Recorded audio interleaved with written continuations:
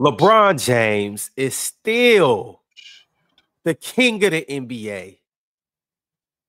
He's still running the National Basketball Association, and the Lakers are so up right now.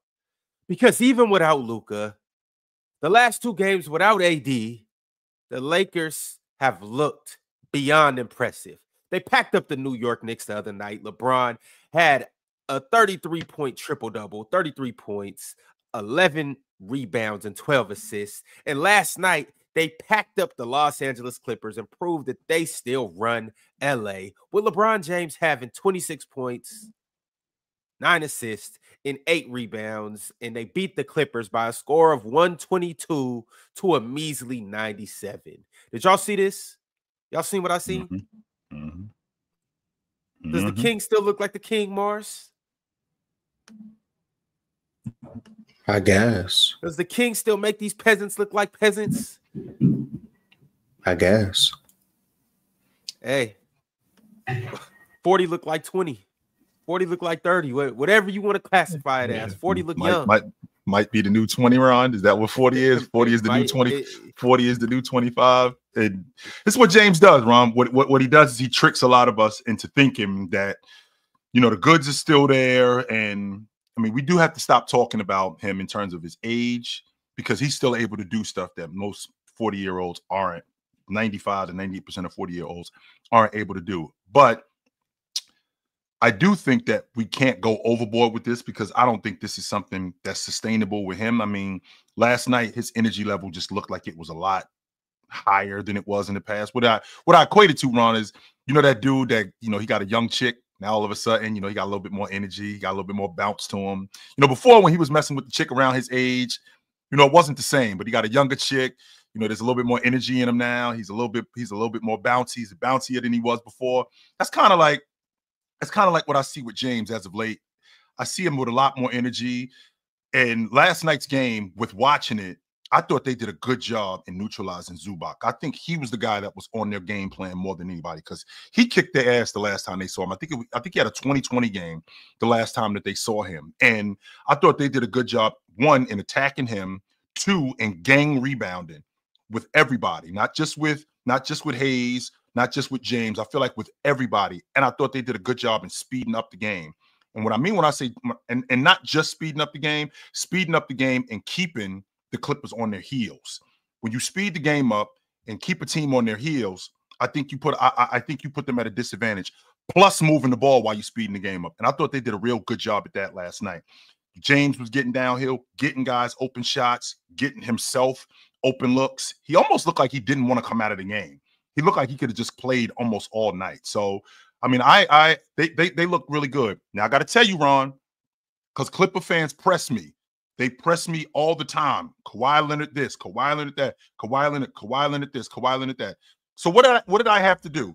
I had to say, okay, after consistently hard about him, I said, you know what I'm going to do? I'm going to get on this Clipper train. I am. I'm going to get on this Clipper train, because, Mars, what you're doing is you consistently coming to me and telling me that you need money for this, you need money for that. And I know for a fact that this investment that I'm investing in, I know for a fact I'm going to lose. But the reason why I'm going to invest in you is because when I lose this money, you're going to come back to me and you're going to tell me why I lost and why I should never invest in you again. That's why I'm going to invest in you, for that reason right there. I got the dough to do it, but I'm going to do it to prove a point. Don't come to me again with any of these harebrained, goofy ideas. I don't want to hear it from you no more. I don't. But I'm getting on the train. The harebrained idea? I'm getting on the train. Yes, I am. Well, yes, he is. For those who don't know, the Clippers got smacked last night in large part due to Kawhi and James Harden deciding not to show up. Kawhi had 11 points, 6 rebounds, had a few blocks, but in 22 minutes, he didn't really produce too much. And James Harden in 29 minutes went 2 for 12 from the field, 0 for 5 from 3, had 7 points and 9 assists. And Zubac had 8 points and 10 rebounds. So the Clippers just in large just didn't show up last night. At all. No, they didn't. And the Lakers did. Now, what's this? The logic that we have, Ron, is, you know, James and once Luka gets in the lineup, this thing is going to be different because James can't play off the ball. If my memory serves me correctly, and Miles knows that, you know, I got a lot of years on me, so my memory isn't what it used to be. But if my memory serves me correctly, I think James has played off the ball this season the most that he's had in his career. Nobody has played off the ball. He hasn't played off the ball more at any point in his career than he has this year. So the idea that he can't play off the ball with Luka, he can. LeBron has actively been trying to play off the ball. If you watch him, it was a possession last night where Austin Reeves had the ball. He swung it to what big man was that? I think it was Vanderbilt. Swung it to Vanderbilt, and LeBron was like in the corner. Vanderbilt turned to pass the ball to LeBron, and LeBron basically waved Vanderbilt off and said, no, pass to Austin Reeves. Vanderbilt didn't take heed to that. He still passed to LeBron and went and set the screen for LeBron, but LeBron was actively trying to get Austin Reeves to run the pick and roll. This whole year, he's been doing that. He's been trying to get the ball in Austin Reeves' hand and have Austin Reeves initiate more, which is part of the reason why Austin Reeves has actually produced more and looked better. On top of that, obviously, and you guys have told me this, the offense has been getting run through Anthony Davis, or he's been incorporating Anthony Davis in the offense a lot more. So like LeBron has taken a back seat as much as he can, but obviously when you're LeBron and when you have a team like the Lakers, like he has to do what he has to do. But he's been actively trying to put the ball in Anthony Davis and Austin Reeves' hand a whole lot more. Nice. Amazing. Can we talk about the trade now? No, we're talking about the Lakers. Wow. Yes, let's talk about that. We'll get to the trade. Okay. So where we are now, Ron, if I'm not mistaken, so they're half a game behind the Nuggets for the 4 spot, which doesn't put them in a good space because if the playoffs started today, they still got to see Denver. So this doesn't really help them. They actually should be where the Clippers are in the 6th spot.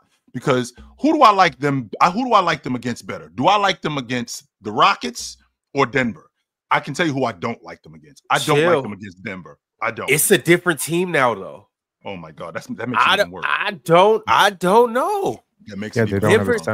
This iteration. Well, yet we don't know what's going to happen. But center or not, like they got the Dawn now. Like okay, yes, they do. It might be a little different. Like it's not just. I just want you to understand, it's not the same matchup. It isn't. The Lakers look completely different, and we haven't seen it yet, so we don't know. Wait. What happened to the Lakers? What happened to the Lakers? Well, something happened. I went on vacation. My bad. What happened? Well, see, the thing is, man,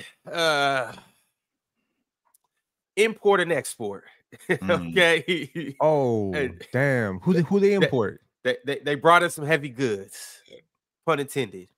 A man by the name from your neck of the woods, a man by the name of LUKA Doncic. Oh, damn. What'd they trade? Did they trade Anthony Davis, Austin Reeves, Dalton Connect, and 150 first-round picks? Well, you got the first part right. You got the first part right. Okay. Anthony Davis. They traded Anthony Davis. Okay. What else? Add Max Christie to that. All right. Keep going. That's it. Okay. They gave up Hood Schifino, but he went to Utah though. Okay. Damn. That's the way that works. That's a loss. That's a loss, man. That guy was good. First round pick. Good. He was damn good. He was a first round pick. They might retire his jersey. Damn for real. Damn good. So now I know it sounds ridiculous.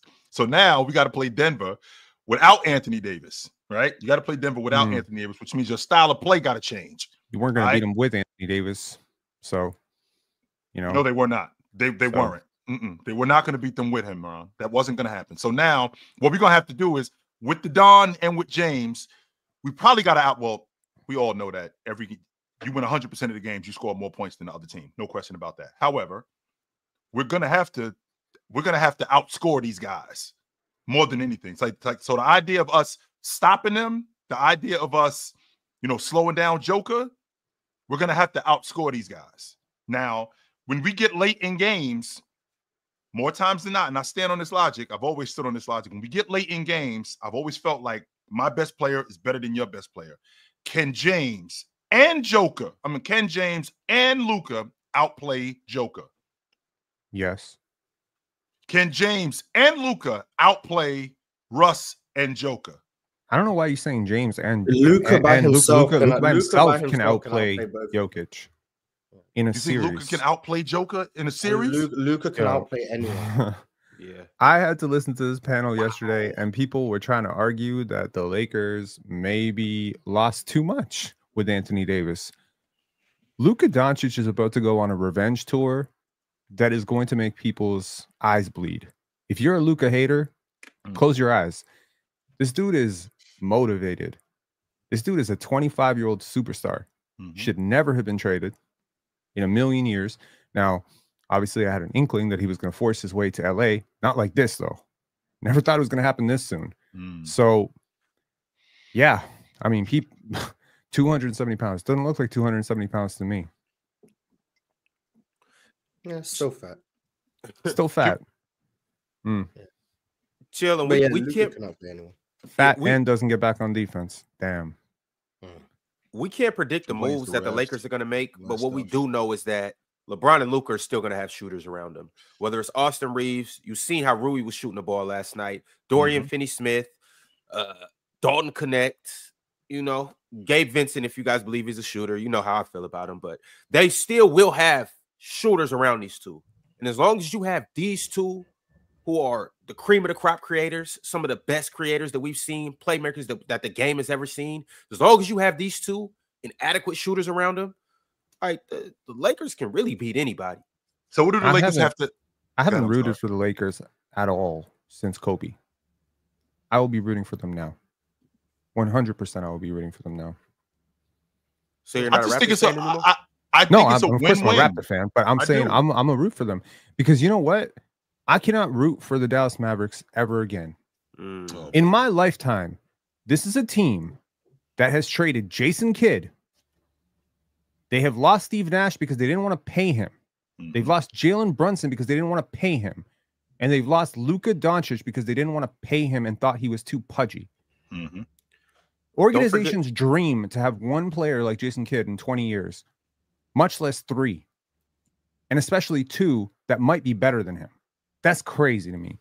What a spoiled, bratty organization. And it's always about money with these people. You change ownerships, you know, and it doesn't matter. It's the same thing. I mean, how they won a championship with Dirk is actually a miracle when you think about it. Well, Pim, we got to consider the money, though. When you run in a business, you have to 100% consider the money. And to your point about Jason Kidd, well, they traded Jason Kidd because they had Steve Nash. That was their insurance, right? That's how they ended. That's how they ended up getting Steve Nash. All right. That sounds like one of those logical things of, you know, we're gonna pass on Luka Doncic because we got De'Aaron Fox. That sounds like one of those logical things that just doesn't make a whole lot of sense. Well, I mean, Steve Nash turned out to be pretty damn good. He turned out to be really damn good. Now with somebody else, chill. Yeah, but he still turned out to be real damn good with the Dallas Mavericks. He was an All-Pro with Dallas. What are you talking about? So what do you think the Dallas Mavericks are? A farm team for everybody else? They just farm superstars and MVPs and hand them off to everybody else? No, because they did make some. They did make some. You are a historian of the game. They traded Jason Kidd to Phoenix only to watch him move on from Phoenix in his prime. And by the way, he was an all-star when they traded him. Okay, he didn't get along with the coach. He carried the New Jersey Nets to 2 finals. They had to watch that as they were not in the finals, right? Then they watched Steve Nash spark one of the greatest offenses in NBA history, and he was your franchise player's best friend. And they didn't pay him. It doesn't make sense. And they didn't pay him. And they didn't want to pay him because they didn't think he was worth it. Who were they paying at that time? I'm trying to think of the roster. Was it Eric Dampier? I can't remember who they were paying so much money. Let's see. And they had just drafted, if I'm not mistaken, Devin Harris from Wisconsin. So with them drafting him, they may have looked at him like he was the future at that point. Which, I mean, it clearly, I mean, holding on to Nash, did that mean that you were going to win it?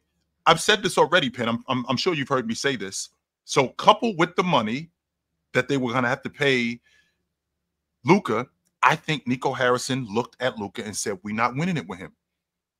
We're not going to win it with him. I think that's why for the contract that he's currently under. So for those of you that don't know, a contract extension Just when you sign a contract extension, that doesn't mean that the current deal you're under gets ripped up. It doesn't. You still have to play under that deal. So the current deal he's under, he's still owed almost over $80 million.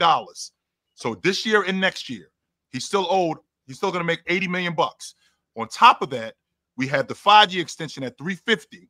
So that's 2 years from, that's 2 seasons from now. So I think Nico Harrison was looking at Luka going, I don't think that we can win it with him. And I think that we got to change what's going on around here.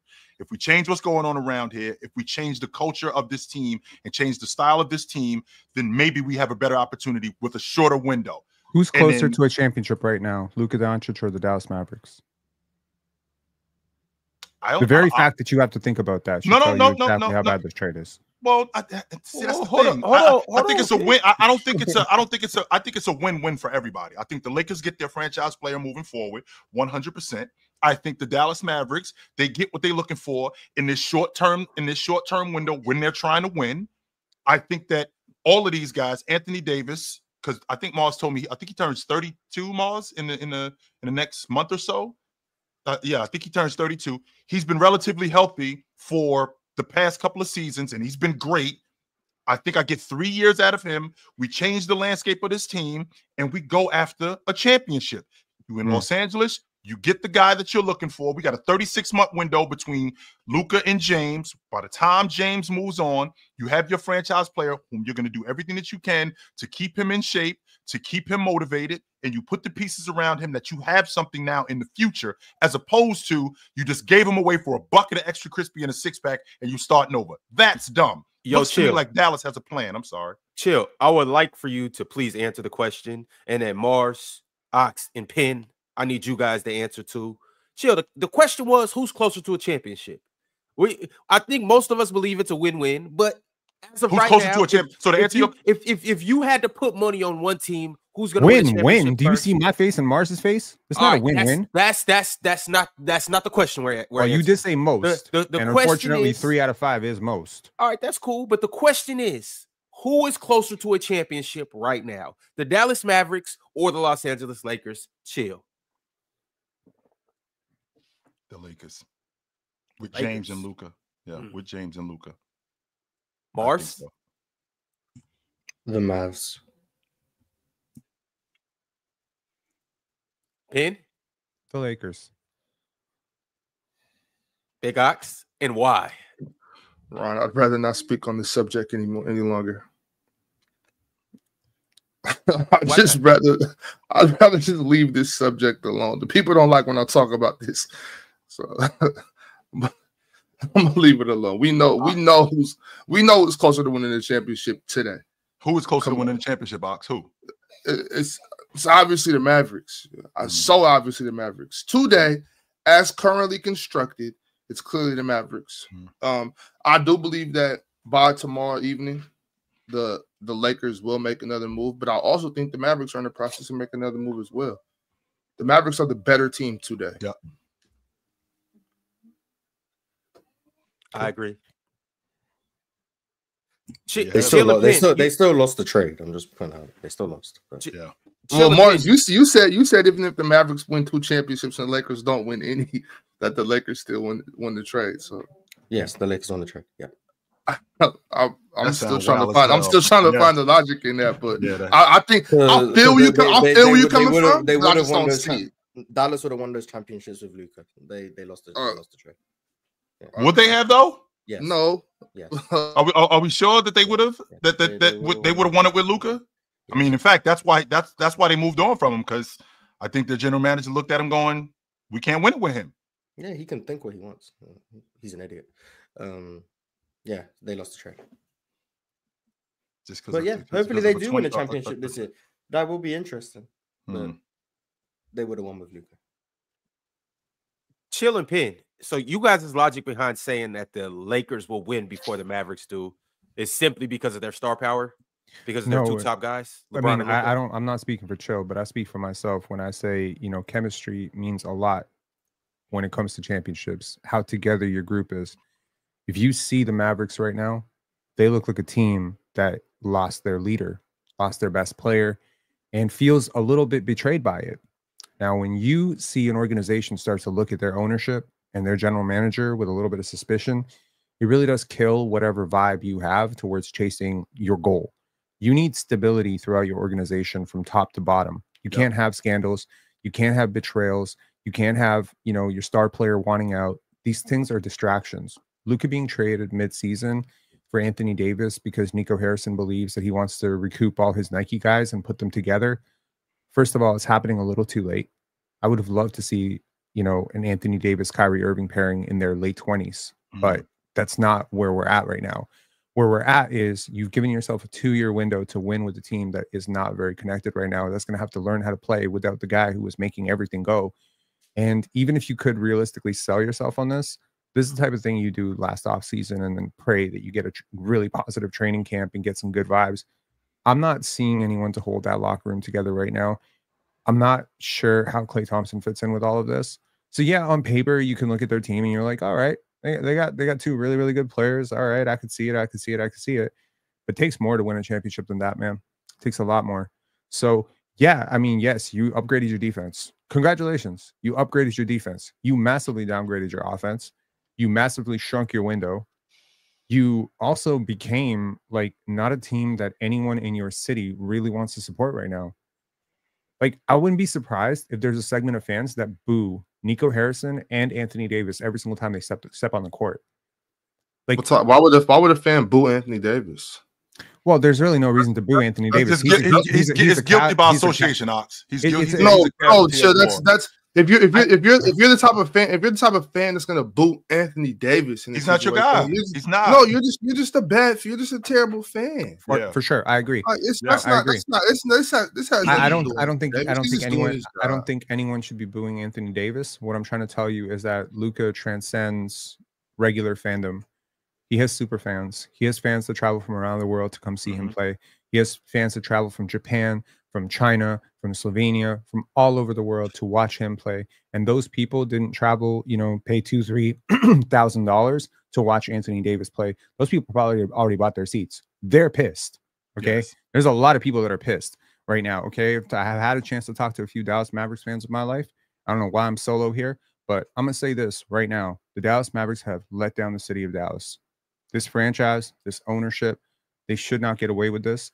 I believe, honestly, that the league should step in and really stop organizations from doing things like this. I understand that organizations have to look after themselves. I get that. They should be, you know, entitled to make deals in their best interest. But honestly, when a deal like this happens, it isn't just meaningful for the Mavericks. This is the type of deal that has every single star player looking around their shoulder saying, if they could do this to him, anybody can do anything. So what? And so what? Trade him. And so, not only that, Penn, number one, they've been around Luka for a long time. It's not like this just happened yesterday or a week ago. They've been around Luka for quite some time now. And with them being around Luka, they know his tendencies. They know his work ethic. They know his eating habits. They know who he likes to hang out with. They know where he likes to hang out at. They've done their due diligence on Luka.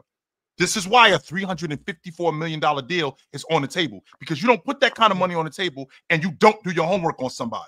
They know who Luka is. They know what he's about. I can appreciate how you feel about him as a player, because I think the same thing in terms of him, his ability to score. I think he's the best scorer in the game. 25 years old. The upside looks incredible. The question that needs to be answered is years from now, are we still going to get this? Why are we questioning if we're still going to get this? Why? Because we know him. We know what he's about. And the Lakers look at him and go, we can fix this. We can fix this narrative on Luka. We can fix this. The laziness, him not playing defense, him being out of shit. We could fix that. We could change that narrative. In Dallas, they don't think that. That's why that $354 million, nah, we good. I think this is a win-win for both of these teams. I don't think that anybody lost here. I mean, I think it's worth noting that the Lakers probably would have pursued Luka after he signed that Supermax. They get him 2 years early, first of all. So they immediately win on that front. They get the better player. Yep. They get the younger player. And by the way, now that he's not going to be eligible for that Supermax, they get the cheaper player. How the hell did the Lakers not win this deal? The Lakers won this deal to the point where I really don't even think, I mean, I've thought a lot about saying this. I don't even think I've seen a trade this lopsided in my life. And I sat through the Vince Carter trade. This is the most lopsided trade in NBA history. This This might be one of the most lopsided trades in sports history. Yo, Ox, you try to get on me saying I like designer stuff. You try to get on me saying I like fancy cars. I like all the material things. This is what this trade is. If you believe that the Lakers just completely fleeced the Dallas Mavericks, that shit sounds then you just the type of person that likes Louis and Lamborghinis and BBLs. That's who you are. Well, it's nothing wrong with liking Louis, Ron. What I'm saying is you can't die of hypothermia because you can't die of hypothermia because you refuse to put a regular coat on and you only want designer. You know what I'm saying? It's nothing wrong with like the designer. Right. You know, shout out to all the BBL mommies out there too. You know what I'm saying? Like, you know. I'm putting this coat. If this coat don't say North Face, that don't mean I ain't putting it on. It's freezing out. It's funny that Ox and my I'm putting the coat on. Ox and my most viral disagreement is about Chris Bosh and Anthony Davis, and where I was supporting Anthony Davis, saying how great he was. I still think Anthony Davis is that great. I'm just talking about the value. No, it wasn't Chris Bosh. It wasn't Anthony Davis. It was Chris Bosh. Don't do that. Okay, it was Chris Bosh. Nick Claxton. Whatever. Well, I'm not relitigating that shit. But the point of that was, I was really talking about just how great Anthony Davis was in that situation. That was my big point. And here I'm still saying he's great. He's been healthier. All those points are valid. You don't trade a 25, like the gap of 6 years. I mean, we're talking about a guy on one side of his prime versus the guy on the other end of his prime. Yeah, but there's no need to disrespect Anthony Davis. Well, not only that, Penn, you also got to remember what the plan is. If this is a short-term plan, which is what Dallas is trying to do, and they're trying to win it in the short term, yes. All right, let's stop being rude. Let's stop being rude, Joe. We got a guest. He goes by the name of Weezy, and I'm gonna let him introduce himself to everybody here in the Players' Choice room and on the panel. What's going on, man? My name is Weezy from Miami. I reached out to talk some hoops with you guys, and I watch y'all show every day, every morning.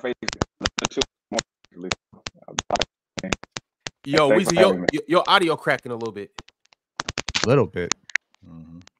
Let's see if we He's popping popcorn, man. Yeah, we'll see if we can. But to your point, back to your point, back to your point, Penn. I mean, again, we got to remember what this is. I understand what you're looking at. You got a 25-year-old Ferrari. That's what you got. You got a Rolls Royce over here that's got some miles on it, still runs great, still beautiful, but it's got some miles on it. This Ferrari over here doesn't have as many miles on it. However, it has had some problems. But you get a new owner in this Ferrari, I'm gonna fix it up and I'm gonna make it look just like it was new. That's the idea in Los Angeles. I can appreciate that. However, with this Rolls Royce over here, it's got some miles on it. I'm gonna clean it up. I'm gonna get it maintenanced.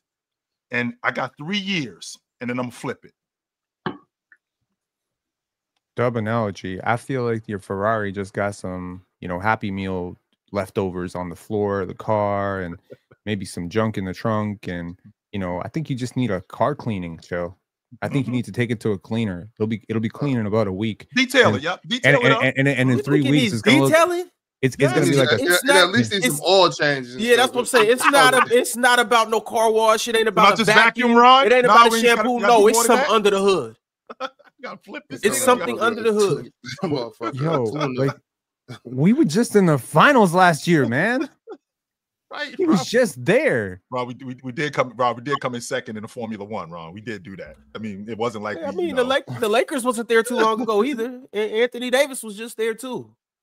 Anthony Davis, the last time Anthony Davis was at the finals, he was closer to Luka's age right now than he is to his current age. That was pandemic. Fair enough. Yeah, fair enough. Like, there's a really big gap. Look, the value of a player. I'm not trying to be like, too transactional and too mathematic about it. But the truth is, like, the vast majority of the value of a player's contract is not at the beginning and the end. It's in the middle. Okay. Michael Jordan's greatest value is from 25 till 32. That's the bulk of it. Afterwards, people get overpaid. They break down. They have more injuries. They can't play as many minutes. So the bulk of the value you extract from a player is not at the beginning. I mean, in the beginning, it's on the job training. You're paying them to learn how to play the game. But 25 to 30, This is the window of an athlete's career that every team wants. And oh, by the way, you didn't even wait for him to turn 27 and see if it didn't work out and if he wants to get soured and starts pushing himself around a little bit. Luka could have ballooned up to 300, and I still think you would have been able to get more than this if you really shopped it. People feel very differently about him because there's some part of an athlete's contract that is on-court production, but then there's off-court marketing. Luka sells out, bro.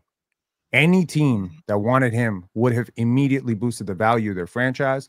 Any team that would have brought him in would have boosted the value of, you know, their ticket sales. I mean, you just looking at this from a money perspective, it just feels so stupid that a team that is so obsessed with money, obsessed with gambling, obsessed with casinos, like that ownership group, would allow somebody to do this. Well, I don't know if it's just about money, though. I mean, don't get me wrong. The money is definitely a part of it. No doubt. It better be about the money, Cho. It better be about the money, because Lord help me, I find out about something else. No, it's definitely the money is a huge part of it. But again, Penn, I mean, we're talking about, to your point, a 25-year-old. And with this 25-year-old, we're going to change the narrative on him. And with changing the narrative on him, we can get a lot of years. If we can change the narrative on him and keep him healthy, we could get a lot of years of him still at this level. I think Dallas was looking at him like, we probably got all we're going to get if currently, because where he is with us right now, if we marry him, Ron, I can tell you right now, everything you was doing with homegirl, all the fun stuff you was doing with homegirl, all of that stuff was fun. If you marry her, guess what she gonna do, Ron? She gonna put her feet up. She gonna get fat. She ain't cooking no more for you, right? Y'all don't really hang out as much. Y'all don't hang out as much as y'all used to. Y'all don't hang out as much as y'all don't hang out as much as y'all used to. Now y'all don't have as much fun as y'all used to, right? That's not going on. However, you turn that, you run into homegirl who might be a little bit older. You might be able to get some of them years back. You probably won't get all of them, but you might be able to get some of them years back. You still might be able to have some of that fun. That's what Anthony Davis is. 3 years with Luka. Okay, so now Luka moves on. Oh, you think I'm fat? You think I'm ugly? Okay, I'm going to show you. That's why I think this is a win-win for everybody. Chill. On top of that, at least she cook. At least she clean. And she going to hold down the paint, if you will. She going to play some defense. You see what I'm saying? To the like, chat. She gonna do the things that's going to make you better as an individual. Anthony Davis is going to do the things that's going to make you better as a team. A la defense wins championships. Sure. Anthony Davis ain't trying to go out. You know, he's that chick that's not trying to go out and get bottle service every weekend no more. He's past that. Did that already. You know what I'm saying? He working on his credit. He buying real estate. You know what I'm saying? He got LLCs. He grinding. He trying to win. He's past that having fun stage, going out, being seen every weekend, always at the club. I can get everywhere I go. I see the same house. Yo, Weezy, I want to ask you, who won this trade and why? I think Dallas won the trade, honestly. Keep going. I think Dallas won the trade because I think we're gonna see a new Anthony Davis. Anthony Davis in the LA. They wanted to give him the keys, but he still had LeBron by him. So it's like LeBron wanted to still there, so he can't have the keys all the way. So I think the Lakers like it's hard to. Well, how can I I know where you at with it, my man. They wanted to give him the keys. He didn't take it. So they figured, we can't wait any longer. He's 30 years old, 31 years old. How much longer are we going to wait for this dude to take the keys? Are y'all on Nico Harrison? Are y'all on Nico Harrison's payroll? Is he paying you something that I'm not aware of? Am I getting shafted here? Yeah, I'm getting a little kickback. Did he slip you a little bit of, like, did he threaten your life? You can let me know. Blink twice if he threatened your life. How are you up here capping for Nico Harrison? What the hell is going on here? I feel like I'm losing my mind. Yo, to the chat at home, please understand me. Bookmark this video. Come back to it in a year. Come back to it in 3 weeks. These takes are gonna age like worse than milk. They're already curdled. They're about to stink real bad. Man, nobody doesn't think Luka's not gonna get busy in Los Angeles. Nobody doesn't think that. No. We're thinking about years from now. That's what we ain't thinking about today. And that's what you're trying to tell me, like, wait. I'm talking about today. I'm not talking about the future. If I'm talking about the future, I'm over here with the Lakers. The further you get away from this trade, the worse it goes for Dallas. Right. That's what I'm so chill. I'm that exact opposite. I'm talking about Dallas now, next season, and the season after that. After that, the Lakers should be in a better situation. They will be in a better situation. They might not. They might not. Yeah, that's what I'm saying. They should be. I don't know where they're going to be.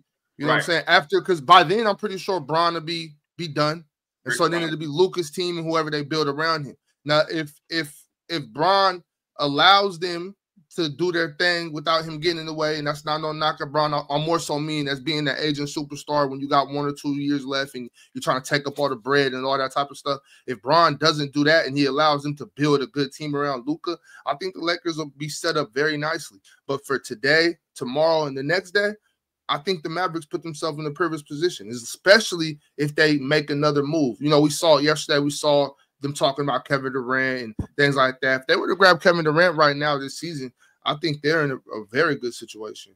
But I don't know how that works out for next year and the year after either, though. I'm just saying right now I think Dallas got it. Weezy, you said they might not be better, the Lakers. Right. Why do you believe that they might not be better? Because I don't see like you can't win a championship by yourself.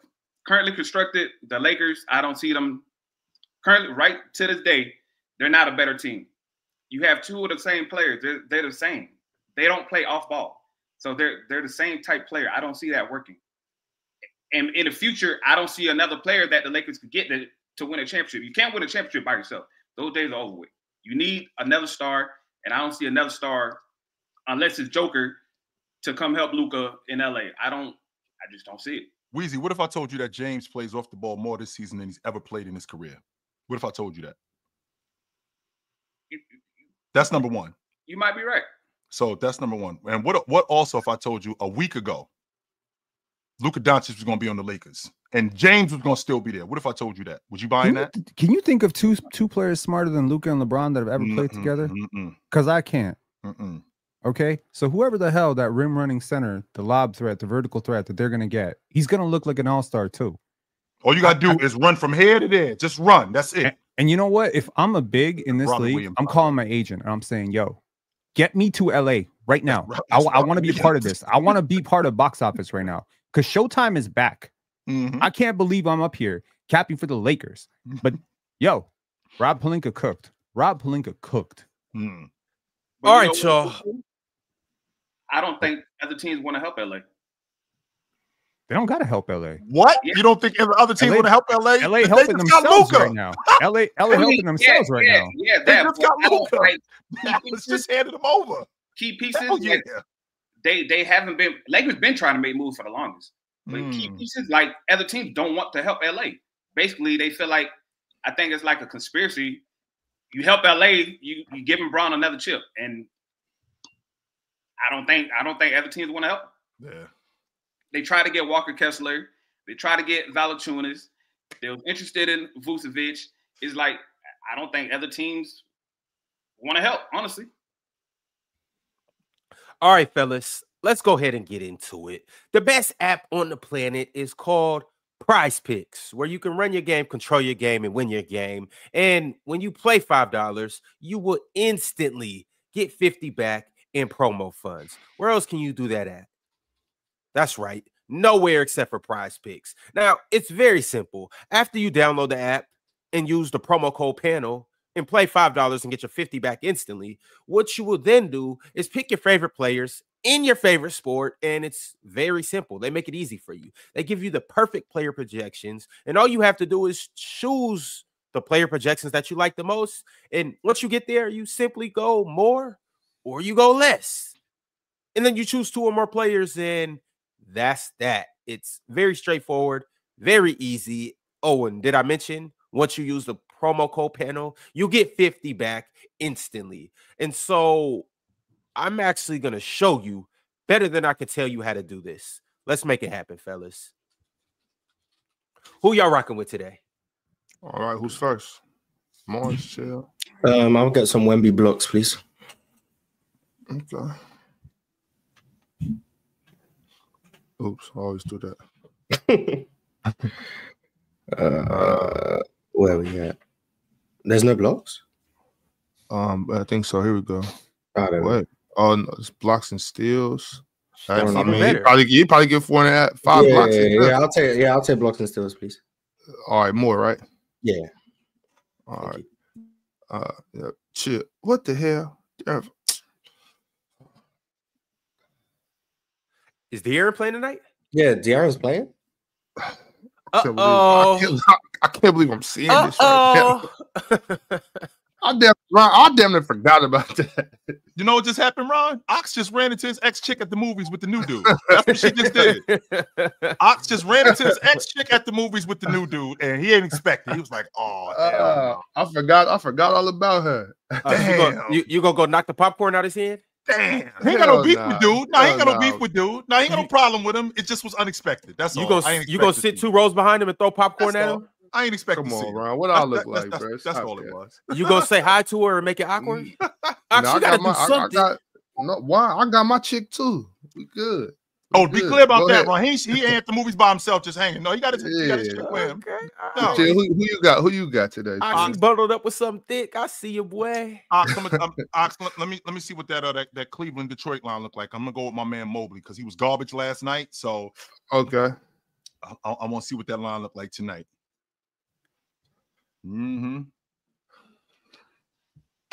Mobley got 9 rebounds. I do like that. The PRA 27.5. I'm liking that. What kind of blocks am I getting from Mobley? 1.5. So let's see. Who he matched up with Tobias? Yeah, probably. Points and rebounds. 25.5. What's the demon on this on that points and rebounds, Ox? 29.5. No, I ain't doing that. Go up a little bit because there was something. What was the PRA? The 27.5. I'm gonna take more on that one. I think I'm gonna get more. Yep. You know what you're doing, Ryan? I know what I'm doing. You could just type in Coca-Cola. No Lester, Ron? Well, hold up. Okay, hang on. let me see what Jokic rocking with right now. They play the Pels again? Yeah. Yeah, they're gonna catch us. That's tough. Go what's his demon? It's gonna be at like 60. 61.5. I'm not doing that. I don't think he's gonna play that much. He might not play that much. Look. 64.5. Let me get because Lester gonna get busy on them too. I'll take the 64.5, but Jokic don't play, bro. I would too. He really about that. What's his demon threes? Demon 3. Come on, Ron. Demon threes. Jokic is the best shooter. 2.5. Okay. 3 threes. Let me get that. Let me get 3 trips.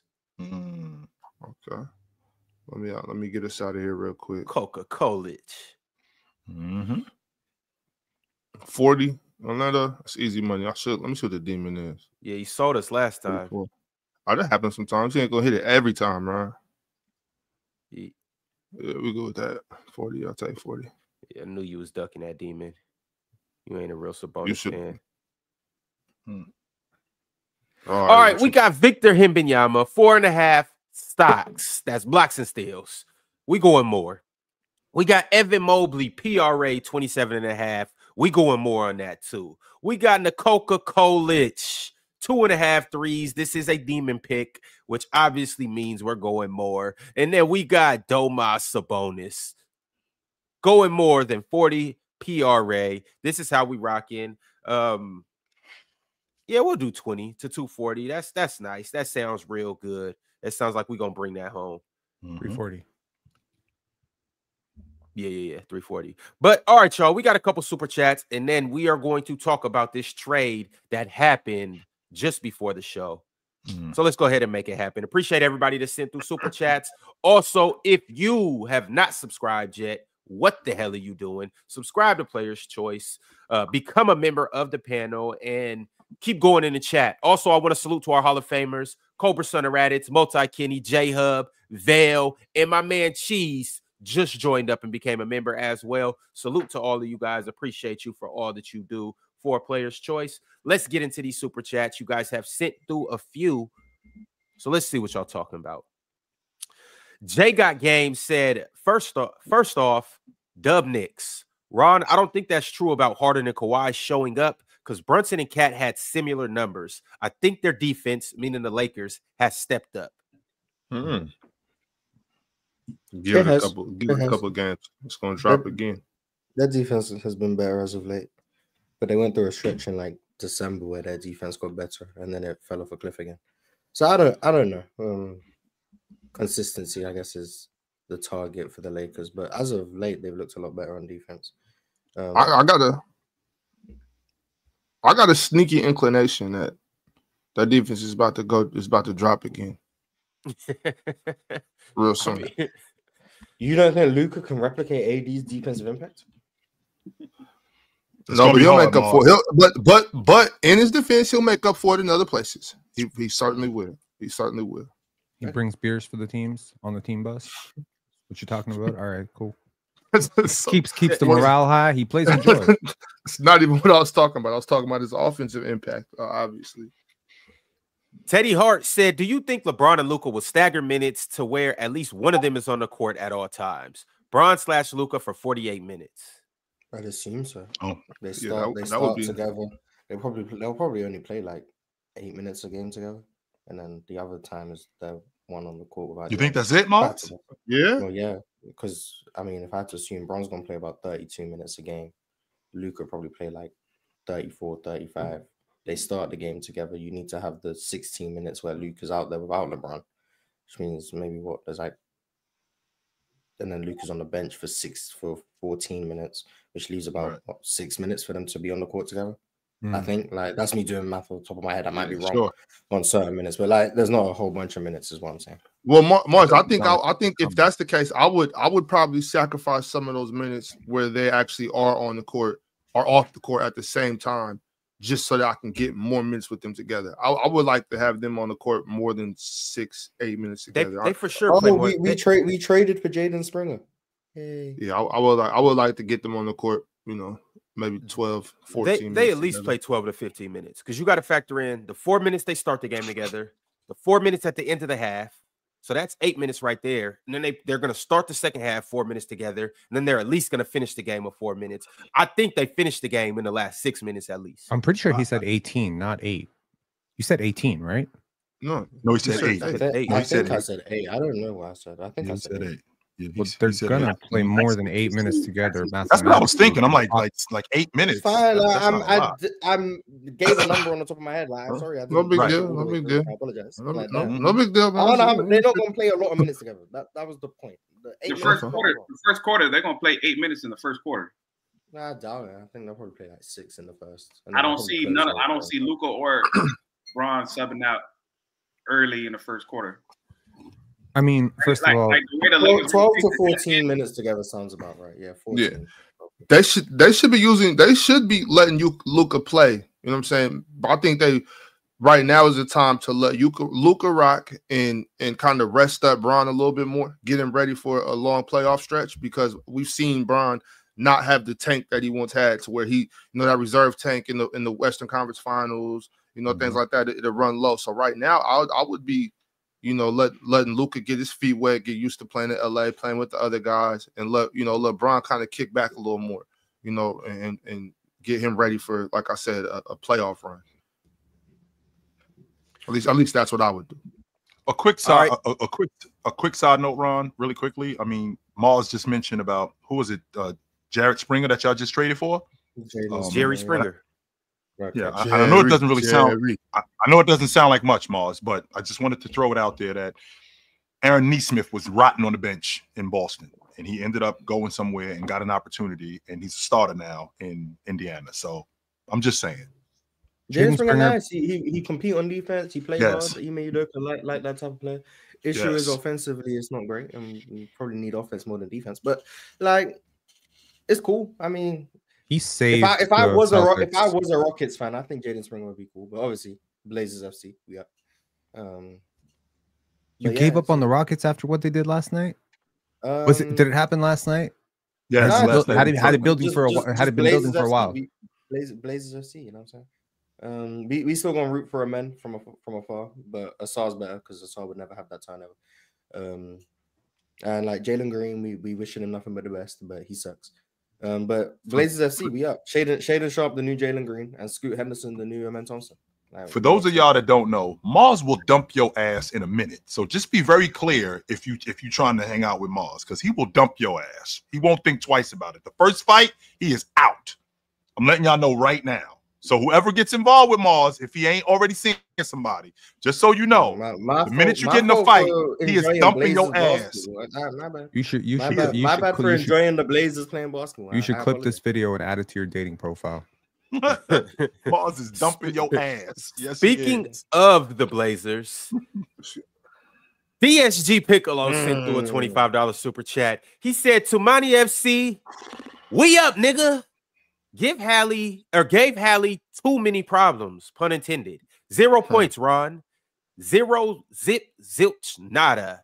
If Scoot's pull-up 3 is real, question mark. They really traded Dame for pieces I wish they would have put around Dame. Still need Cronin to make moves. How we feeling about points, bro? Y'all remember me coming up here on talking about the Blazers, saying they're actually a pretty decent team full of all these players that all these other teams could actually use. I remember they're actually coming through on that. They're really coming through, and I thought that Scoot Henderson was going to turn a corner. I'm very, very happy to see that he is. Scoot Henderson and Shaden Sharp had 17 points apiece off the bench last night. Very huge, very huge. They're getting healthy. That's the most important part. They're getting healthy. DeAndre Ayton tried against the Suns the other night. That was cool. Revenge game. Nice. Yeah. I mean, anyone can go off. Anyone can go off against the Suns big, so it's like, But what is more appealing to you, Mars? The Kyle Kuzma inevitable revenge game against the Wizards, or the DeAndre Ayton revenge game against the Suns? Which of these is more box office for you? DeAndre Ayton revenge game against the Suns. Don't no one care about Kyle Kuzma. I'm sorry. Thank God. I mean, we're gonna talk about the trade, but don't no one care about Kyle Kuzma. And just so you know, I think the Blazers like 3 games out to play in. I just want to put that out. We making a push. I don't know why, because we want Cooper Flag, but you know. Yeah, I think they like 3 games or something like that. Tamani, Donovan Clingan, like we got 5 legitimately interesting young players, and then we got DeAndre Ayton who we gonna trade. Jeremy Grant gonna get traded. Anthony Simons, I don't know what's going on. I think they need to trade. Me too, but he's still here right now. He putting up points. Being one of the best defenders in history. I think he just in Scoot way to really see the real Scoot. I don't know. But Scoot's turning the corner now, so I'm giving him credit. Well, I don't know. Are you though, Mars? Are you? Yeah, I'm giving him credit. He's turning the corner. I'm giving him credit. The pull-up 3 looks real. That's number one. The pull-up 3 looks good. I don't know if it looks real. It looks good. Okay, it looks like it's real. His ball control is a lot better. He looks like he's deciphering the offense a lot better than he did a month ago, 2 months ago. I like what I'm seeing from Scoot. I said this to you before, Mars. I think you got your lead guard, man. I do. Him and Sharp in the backcourt. Him and Sharp in the backcourt. I think we on something. I like what the future's bringing. If Scoot really is like a legitimate pull-up 3-point shooter, that would be an interesting development in year 2. Didn't expect it. I do think the game's kind of slowing down for him. Like you can still see he gets sped up, but that's fine. He's 21, I think. 21. Yep. And point guard is a hard position to develop in. Just backcourt in general, but point guard in particular is hard. So it takes a bit longer for point guards generally. So Scoot seems to be figuring it out. Shaden Sharp, I have like not reservations. I'm high on Shaden. I just think it might take a little bit longer. You're the president of Shaden Sharp FC. You turn in your resignation on 100%. 100%. Hell no, I'm Shaden Sharp. I'm still Shaden Sharp FC. You stand for just someone who had major expectations of Shaden Sharp coming in. He's just I still know he can be a lot better than he is right now, which is promising. Denny Avdia is the Blazers' best player, so that's cool. Tamani is an all defensive caliber wing. He's just on the Blazers, so he's not gonna get recognition for it. But Tamani Kamara is amazing, and Donovan Clingan is a really promising big for the future once he can figure out how to like be competent on offense and stop fouling so much. But like he'll be good. So the Blazers have a bright future, especially if they were to get Cooper Flag, but they seem to be winning too many games. Yeah. Well, wait a minute, Mars. Can you tell the people at home who got the first pick in the draft last year? The Hawks. And how did they do in the regular season? They lost in the play-in, right? I mean, they just missed the playoffs. So the fact that you that's not gonna happen 2 years ago. That's not. I don't know, man. It can and it can't. I mean, it's a less it's a lot 2% chance. Yes, it's possible, but it's not gonna happen. We already know he goes. Trying, Mars. We know he's going to trying with Shaden. Yo, with Shaden, I'm still trying. Like I got hope for the kid. I'm just Ox just is still there, trying Ox. to see it. It's there, Ox. Just hang on, Ox. Yo, Ox. I mean, it is there. Prior to the right quick, Pin. Hold on, right quick. But yo, Bob, didn't you get floor seats to that Blazers game against who? We the King. We're not on the floor, but we play the Kings tomorrow. We got solid with the game time a couple days ago. That one, the Raptors against the Raptors. I thought you was talking about the game tomorrow. No, I was talking about on the Game Time app where you have the best chances of getting the best seats possible. So let's talk about it, and let's even talk about the NFL games for a second. You know, like that heart pounding, can't feel your face kind of energy when your team's on the field. It's like you're a part of a big, chaotic, beautiful family of screaming strangers. It's almost like you're on the panel. And trust me, that's the type of time and magic that you don't want to miss out on. But buying the tickets exactly, now that's where a whole nother circus and frenzy starts. Unless, of course, you got the Game Time app. This is the MVP of all ticketing apps, and there's no competition, period. So let me break it down for you. Game Time makes buying tickets so easy that even your damn granny can do it. 2 taps on your phone and boom, you're in. You want to see your seats before you buy? They've got you. Don't want to deal with sneaky fees? They have all-in prices, which means no surprises. Oh, yeah, and last-minute tickets. Game Time's like, don't even sweat it. We got tickets up until kickoff and even after the game starts. That's how Ox got them Blazer seats. He always waits till like halftime to buy the tickets. Something about the second half is better than the first half. I don't know what his logic is, but you can do the same thing. So what the heck are you waiting for? Download the Game Time app, create an account, and use code CLNS. Let me spell it out for you. CLNS for $20 off your first purchase. That right there is a first down, a touchdown, or whatever you want to call it. It's just nice. So download the Game Time app today. Last minute tickets, lowest prices guaranteed. Now go make some memories. Hello, Delroy. What's up? Oh, hello. Hello, nice of you to join us today. Hello, good people. Some bad ones. What up? Oh, damn. I like missing and not being here for a while because I have like notes that I've written down again that I have to deal with. Y'all might know the first one, the Shea Allen Iverson, ridiculous. That was ridiculous. In terms of what? You think AI is better? AI is better than Shea Gilgeous-Alexander, yes. Okay, yeah. Yes. I didn't really fully get to see everybody Luka thing. Yeah, the rankings we did was atrocious. Top 10 players currently, that was atrocious, but it always is. What else? We got a new player ranking that's dropping soon. Oh, okay. Yeah, but don't put my name on that. What you guys were doing on that list is a disgrace. Mars, you had your fingerprints all over that list. That list was ruined like very. Tatum still gets a little more hate than I think he should, but that just goes with the business, I guess. But he still gets a little too much hate. He's the first. What'd you say? Jason Tatum gets a little more hate than I thought he should. That's kind of sad. What else has been going on? I haven't heard the takes on the Luka trade. I didn't watch the show because I didn't want to hear them because I didn't want to come in. I wanted to really like hear people. I wanted to do that live. I was supposed to go on yesterday, but Ron didn't respond to me enough. He responded at 8 p.m. and I was with the baby by that time. But yes, Luka, what everyone here thinks Dallas won the trade? No. Show of hands. Short term. Like for the next 2-3 years, yeah, I do. Got you. Okay. Are you part of the Dallas won the trade people? Impossible for Dallas to ever win this trade. me and Delsey, yeah, it's impossible. That's not no knock to AD though. You know, that's what's been going on. There's been a lot of AD disrespect. Maybe not for you. That's what I'm hearing. But is AD a top 5 player? Is Anthony Davis borderline? Top 5. Borderline always. They know how much I love Anthony Davis. Like it's borderline. But the fact of the matter, people are talking about Luka getting traded more than talking about who Dallas received, and that's a testament to what Luka is. No, it's a testament to how sick these people are. No, stop that. Stop. Yeah, normally if you get AD in a trade, you're happy. Like normally, AD and Steph is gonna be great. Like I mean, AD and Kyrie is gonna be great.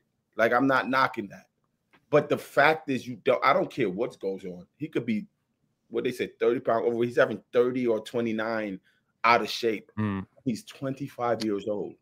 The real testament to this is that Shams thought he got hacked, and Shams actually thought when he received the messages that the GM got hacked. Exactly. Everybody thought everybody got hacked because no one could believe this happened. That's the real testament to this. Everyone's talking about Luka getting traded. Just that aspect. Like Luka got traded. They got a top 75 player back on the other end. Bro, Anthony Davis being talked about right now like he's Mo Bamba. Yeah, exactly. Like, correct. Like that's how much it is dwarfing. And I mean, I hate it for AD because it's like I don't though. Because I hate the coverage of AD. I feel like AD, first of all, I think AD's always been underrated because he has like PR problems around the league.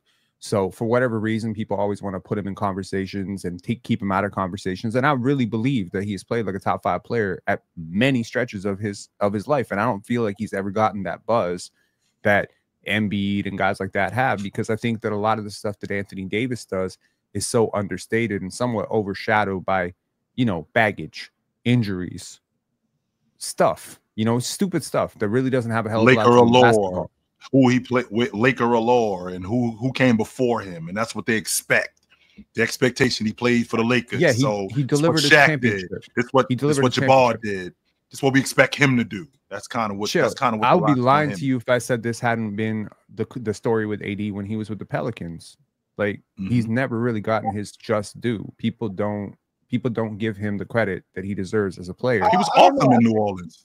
I think he's awesome too, but he was there's always something. Look, what I'm trying to say is if you don't like a guy, or if you just for whatever reason you want to downplay him, you're always gonna talk about him with like a 20% discount. You know what I mean? There's always gonna be like, yeah, like he goes on a hot stretch, you're like, yeah, we'll see if he can keep it up. He's playing really well. You're like, yeah, but he's still not on losing. He's still on a losing team. He makes it to the playoffs. You're like, well, let's see if he can get to the second round. Right. But if you like a guy, you're like, look at all these bums he carried to the first round. You know what I mean? So it's just like I feel like Anthony Davis gets a 20% tax, and I feel like that 20% tax is like getting doubled right now to a 40% tax. I'm not about to sit here and tell you this would have made sense. I'm on the record saying I wouldn't have made this deal for 2 Anthony Davises. So that's how far apart we are in terms of just the value of the marketing. But hey, man, I think he got his just due on the Pelicans, though. I think Anthony Davis, when he was on the Pelicans, everybody looked at him like I think he was first team All NBA. He got everything. I think last year he was Defensive Player of the Year. Was it last year or 2 years ago? He's never won defense. Well, he's never won it. I'm saying that he should have won it. Yeah, okay. A year on the Lakers, I think he should have won it. So I agree with you on that aspect. Came in second the year they won the championship. He came in second to Giannis. Yeah, okay, yeah, and that year as well. That year, like Anthony Davis has got, and when we was at Pelicans, we knew what AD was. But being next to Braun that first year, Braun, I think AD had one bad game that finals, but going into like game 3 or 4, many people were saying Anthony Davis was the finals MVP. And Braun squeezed it out like at the end. Like I've been on here for the longest fighting for AD versus Jokic versus Embiid on this show many, many times just because I know the peak order. But now, Dale, can we put some context on the hate with Anthony Davis, like you just said? Okay, so COVID. I don't think it's hate right now in this instance. Right. I just think it's how people view Luka. I think it literally right. I won't argue that part. No, I won't argue. In that trade, other than a Wemby Jokic, Jokic. They got 2 top 10 players in the league that got traded. Like Anthony Davis isn't a good player. He's elite. Yeah. And he got traded for Luka. And all we're talking about is, this is dumb. The value of what Luka is. That's all this is about. I want to be in those offices. I want to hear them rooms. I want to understand why this trade has been done. Because not for nothing, say the Mavs lose in the second round, third round. Can you hardly say this roster wasn't better than last year when Luka took him to the finals? I don't think it's about that. I think it's about extending windows. But I do have a question for you, and I don't know if it's. What do you mean window? What's the window if hold on, Payne, I just took him to the finals? No, I'm saying going forward. I'm saying your window is wider with Luka. The point Dow is making is like, did the Mavs, if they're, because AD doesn't have the long-term window that Luka exactly. Did the Mavs actually improve? Yeah. So if they're trying to win in the short term, did they even get better? They balanced their roster a little bit, but I don't necessarily think they improved. How can you improve? Short term, they won. Oxy's not here right now. I think Ron said short term as well. So let's say they get packed up in the first round or second round. That's a year removed now. Then there's a following year. They just made the finals with Kyrie and Luka. PJ, why? Like, just explain to me what is the. I think this roster is better than last year, right? That's what y'all would say.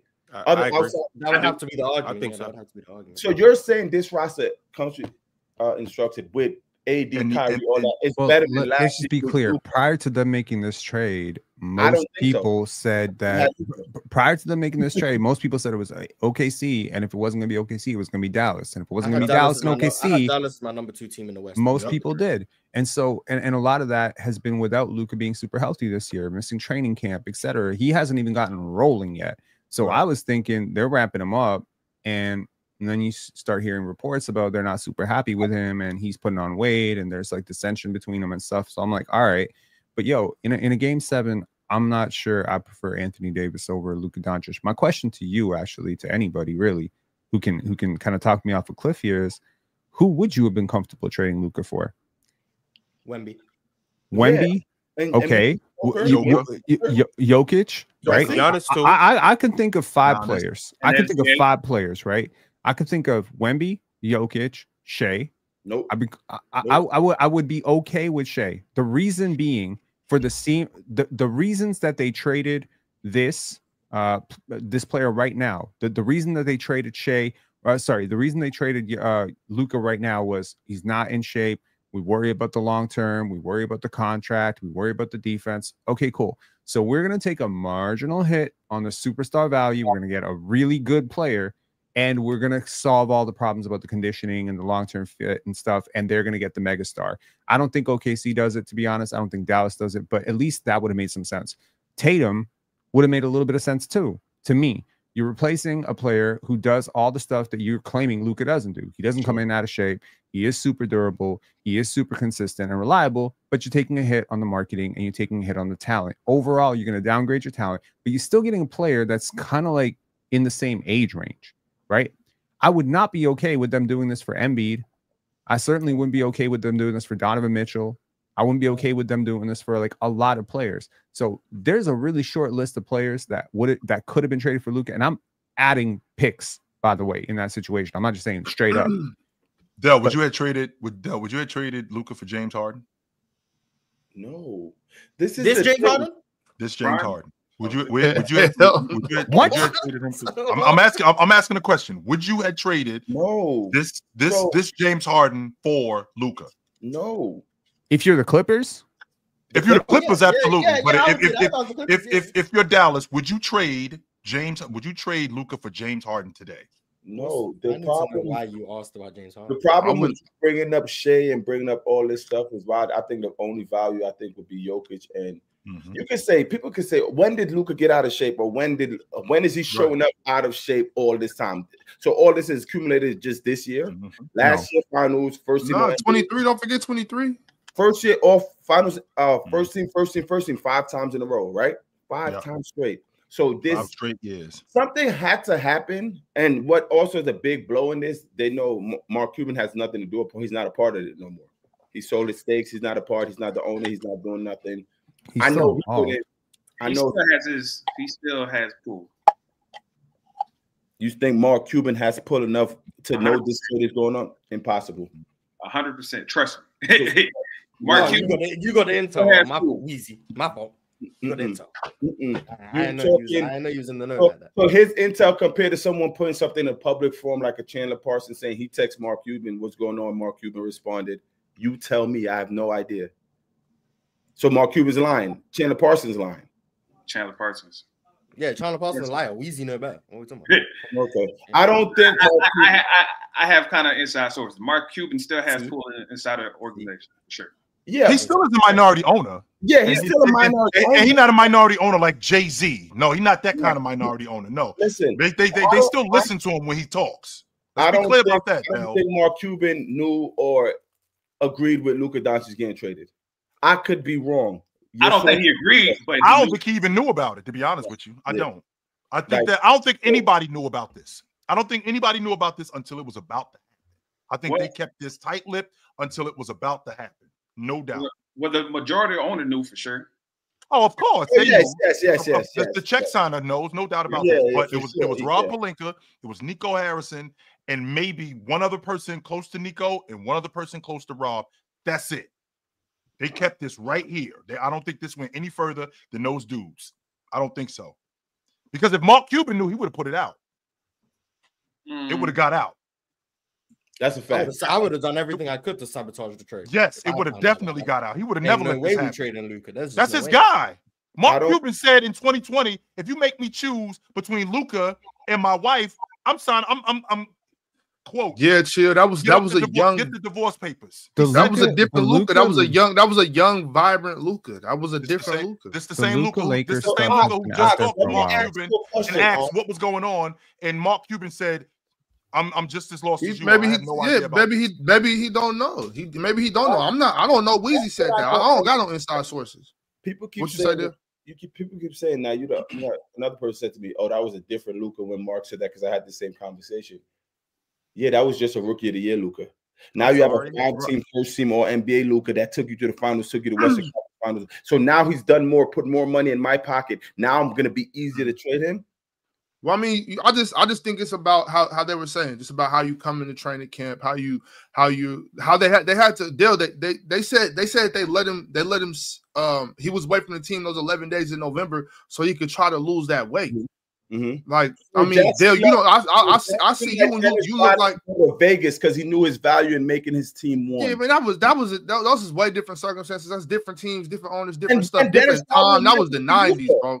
And he would never be Luka. He would. I would never put Dennis Rodman in a Luka conversation. I'm just saying that was the 90s, though. For Dallas, what is the bottom line?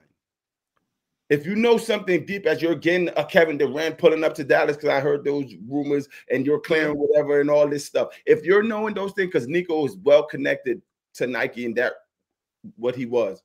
But the bottom line is what? For all these owners, the bottom line is for money in their pocket. Not for all the owners. Honestly, yes, the owners want to win championship, but that's not for all the owners. The bottom line is money. For all the owners, you think the owner of Sacramento cares more about winning the championship than getting paid? Yeah, it's about. I'm not talking about him, but I'm saying there are owners that have mega companies, telecommunications companies, all types of different huge companies that are making so much money that that their team is more of a pastime, a way to have fun. Yeah, you know what I'm saying? There's owners in the league like that.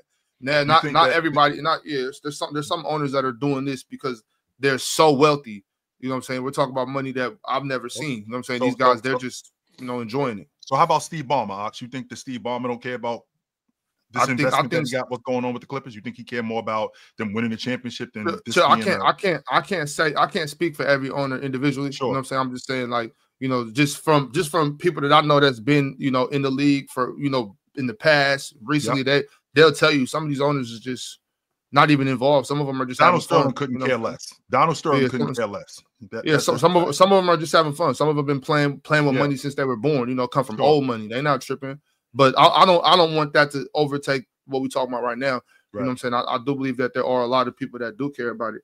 But I mean, that's my only point though, Dale. We talking about a guy that's 25, and maybe they're looking at it like maybe his prime is going to be short-lived because he doesn't focus on taking care of his body. And that's not something I'm saying, that's coming from them. So I'm just to fight that back, okay, let's say that is their take, right? His prime being short-lived, right? What is his prime? Is it going to be, other than collecting MVPs, that consistently taking them to the playoffs, consistently taking the final, consistent being all NBA first team? What is short-lived if he's been doing it for 5 years already? What is short-lived? Well, because they're going to have to pay him $85 million. So we could say that. So the bottom line is them not wanting to pay Luka the money that he outrightly deserved. And if they come out and say that, oh, we feel like when he gets into his prime and we pay him all that money, he's gonna be chilling. Just say it like that. Put it that way, and I have nothing to say.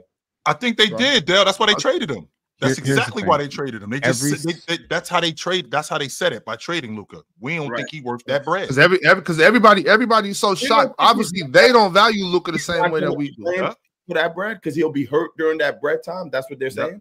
These are billion-dollar organizations. They hire PR firms to deal with this shit, and then every single person in Dallas has one question when they woke up and they saw that report: why? It's one word, why. And what you got to do is you got to fill in the blanks on why. And what you're going to do right now, because you can't say he demanded out. You can't say that he forced his way out. You can't say that, you know, he quit on the team. You can't say all that. You can't say he's a terrible player. You can't say he's never carried us to the finals. You can't say all that stuff. So what you're going to do is you're going to give him some notion that, oh, he came out of shape and we believe that his defense is a real concern. And we have. You don't think that's true, Penn? Penn, you don't think that's true? You don't think his defense is a concern? You don't think he'd be out of shape? It'd be different if there was just lying, making stuff up, Penn. But I don't believe that that's a lie. I mean, we've seen it, Penn. We've seen it. Okay, yes, perfect. When did you see it? In 23. Don't you remember in 2023 when he got out of shape at the end of February in March and whatnot? He was out of shape during the season. Cool. This year, they first team all NBA player. I understand, and I'm glad. I'm saying like that stuff. It compounds. It adds up. It's not right what he's doing, and you saying this kid is getting out of shape, this, that, and the third.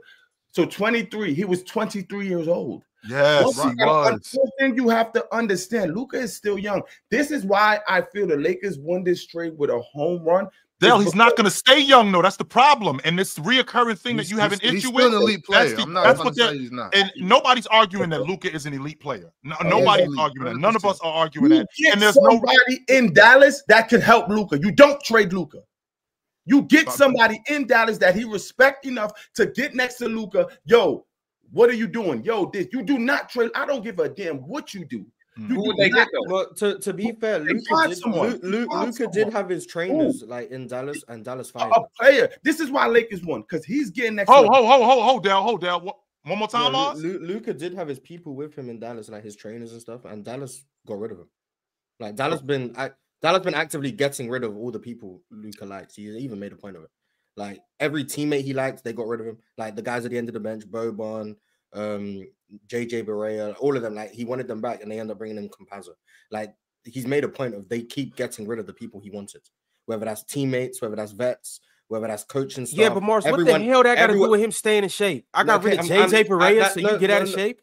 The trainer maybe, but the trainer. We're not signing players to make you happy. That's fine. We're trying to win. The Nazi Antetokounmpo would like to have a word with you, Ron. First of all, teams actively give minimum contracts to vets to appease their stars. We're not gonna act like Bonnie James. No, I get. Yes, they do. Yes, they do. No, I get that. I get that.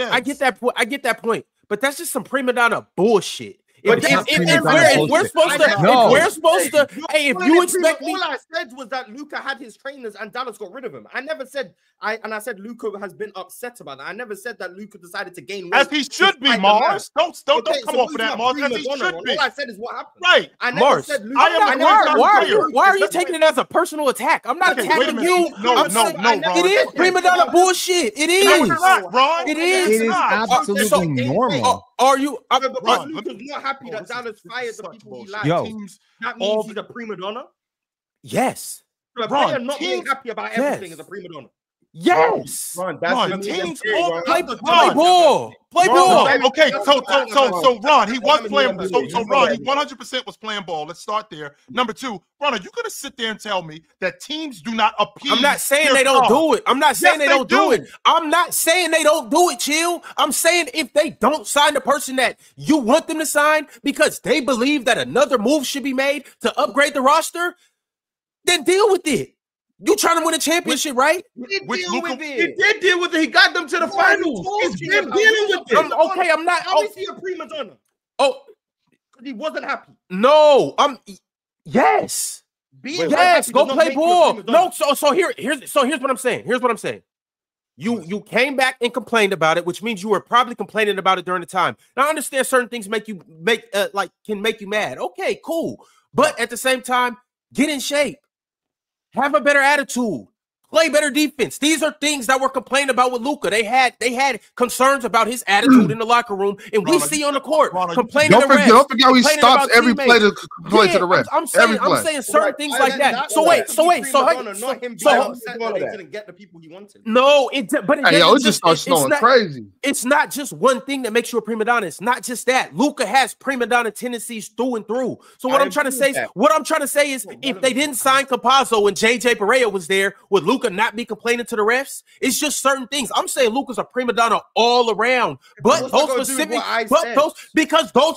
things are prima donna like. Those are prima donna traits. If JJ Barea is not here, I'm gonna be mad and I'm gonna complain. I do kind of get the training thing a little bit. Prima donna trait? Crashing out about JJ Barea.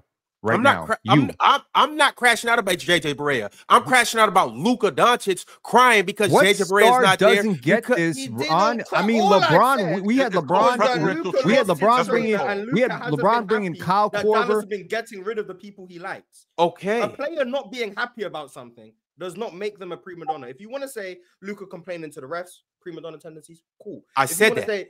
Yeah, cool. But what I said, and the reason this all started is, Luka had his trainers, his physiotherapist, all of those people who work with him, just like they work with other superstars, whether that be Michael Jordan with Tim Grover, Kobe with Tim Grover, whether that be LeBron with his $1 million people. All these superstars have these players. Dallas actively got rid of Luka's. He is allowed to not be happy about that, and that doesn't make him a prima donna. If you want to say he's a prima donna, because they don't have him on the payroll. If you want to say, I'm pretty sure they still on Luka's payroll. Prima donna for different reasons. I said all the reasons. I just gave you 5 reasons, and I'm saying that is still prima donna shit. If Giannis was mad, Luka's not happy about this, and then you went with he's a prima donna, and then started bringing up other things that weren't anything to do with what I was saying. I said he's a prima donna because of that, and you don't think he is. You guys don't think he is. I believe he is. Athletes are creatures of habit. Keep going, Would you agree? Would you agree? Yes, they are. Yes. But real quick, Penn, I want you to stay right there. Mars, I want to stay right there. Is it fair to say, because we've had all of these issues with Luka with his conditioning, right? We've had all these we've had these issues with Luka and his conditioning. The people that he hired, maybe, just maybe, y'all ain't getting it done, and maybe we need to get some different people in there. Is that fair? And if you weren't the organization that just lost Jalen Brunson for nothing, Chill. I might believe what you. that got to do with Luka? And then went to the finals after that. Y'all keep bringing up Jalen Brunson like they didn't still go to the finals. Jalen Brunson's a pretty good player, Ox. Yeah, but they still. But y'all keep and they said he wasn't worth what he was asking for. They swung and they I missed. don't have a lot of faith in their ability to judge what the hell is happening in their building. Penn, I can't agree with that for 2 reasons. Because they drafted him. Okay, he was second round, so that they drafted him. They drafted him. Stole him, by the way. Stole him. He stole him because of how he played. 30 and he was All-American. 30 teams didn't draft him. So we're not going to sit here and say the front office. They offered him a contract. He bet on himself. He played above that contract. Sure. He bet on himself and he played above that contract. He knew the Knicks or whatever. Yes, it was crazy to let Jalen Brunson go, but only becoming crazier now because how Jalen Brunson is playing. Just like we're looking at the time, we all were sitting here, many people sitting here, James Harden, Serge Ibaka. OKC went with Serge. James left and became James. And now it's like, same GM, Sam Prissy, went through all of that. Look at OKC now. You see what I'm saying? You take swings and you misses. That has nothing to do with this right here. With the Luka thing. Chill, you said a question, could it be fair? Ron, you brought up JJ Barrett, this, that, and the third. Ron, it's everywhere. The Narcissus is in the NBA because not anymore. Not anymore. But no, you're right. He was. But I'm saying it's he just tore his Achilles. That's why he's traveling. He's still getting paid by the Bucks. He's just traveling because he tore his Achilles. Still getting paid by the Bucks. So what I'm saying is, if they call Giannis and said, "We're not bringing your brother back," he's not coming. Is Giannis supposed to demand a trade? He's not. I know he didn't. I'm making an example, Morris. I know he didn't. I can assume Giannis will not be happy, and they're gonna know he's not happy in some way. So what I'm saying, Ron? Do you fight that, Ron? At some point, we got to stop giving this roster spot to your brother. At some point, Giannis, I don't care if you're unhappy or not. And that's what I'm saying. If it upgrades the roster, if it upgrades, because you guys have literally told me the Nexus is an NBA player. That doesn't mean that I'm a prima donna and I'm upset because my brother, who is integral in my development. No, it doesn't, because we do that all the time with people. We do that all the time in everyday work. I get a job because it's my cousin. And you know what? The organization goes, you know what, sir, your cousin, he can't work here anymore. I'm gone. Just because I'm gone, that doesn't mean that who got me the job, he ain't pissed about it. Do we all believe in comfortability in the workspace world? 100%. I believe if I'm coming on the show, if I see the show, if I pop in on YouTube and see the show, I don't see Ron face, Chill face, some face I'm filming, I'm not going up there. I ain't doing that. I don't know nobody. I don't know these dudes. I don't know the people. I don't know the majority of what's going on. Luka haven't even Barrera, his trainer, and all that stuff. Luka's not from the States. I do get that. I do get that. But Dale, I do get that part. Hold on. I feel you on that. I feel you on that. So Dale, if I touch down in JFK to go play in the tournament in Manhattan, and I find out our star player is not playing, am I supposed to throw a hissy fit, or am I supposed to put my shoes? You're not Luka Doncic. But I spoke to Ron about that and whatever went on with that. I'm sitting. I'm actually sitting in the exact same place where we was talking. But that it's not about throwing. It's not about throwing a hissy fit. But Europe, you come in like when we go overseas, Ron. When you go to Greece. What Shaq people need? They need to see familiar faces sometimes. The grind is fun. The grind is amazing, but just to see a familiar face helps create. So if Luke is just one of his trainers, a tour trainer, that trainer might be the biggest connect to home. Like, yo, let's go work out. Yo, let's go do this. Yo, let's go do that. That's all they need. And y'all right in saying, oh, it might look so for the most part, but it's not a state of where, yo, pull up on me. They're across the country probably with their own life. That's why I seen some that the Lakers hired Luka's trainers. You need that. You literally need that. Like, you need that familiar face just next to you. Giannis needs his brother. He's there. Not for Ox don't see it like that. Ox can see a dude that's just taking up a roster spot. That's not what's going on, Ox. I felt that this whole time. But I'm just saying at some point, we're going to have to let Giannis know, like, hey, man, we need this roster spot. We're going to develop some younger guys. And Giannis should not, I don't care what y'all talking about. You should not be throwing, and I'm not saying Giannis will do this. I'm just saying for the sake of this hypothetical or debate or conversation we're having, at some point we're going to tell Giannis, yo, the Nash's used to be nice. He used to be good. We kept him around for 5-6 years when he wasn't good anymore. It's time to send his ass back across them waters. Or stay here, but you're not going to be sitting on this bench no more unless you want to be a development coach, an assistant coach or something like that. But we're not doing this shit no more. And then Giannis will say, all right, I'm out. Now what? This is a people business. See ya. Okay. This is a people business, and you need to put you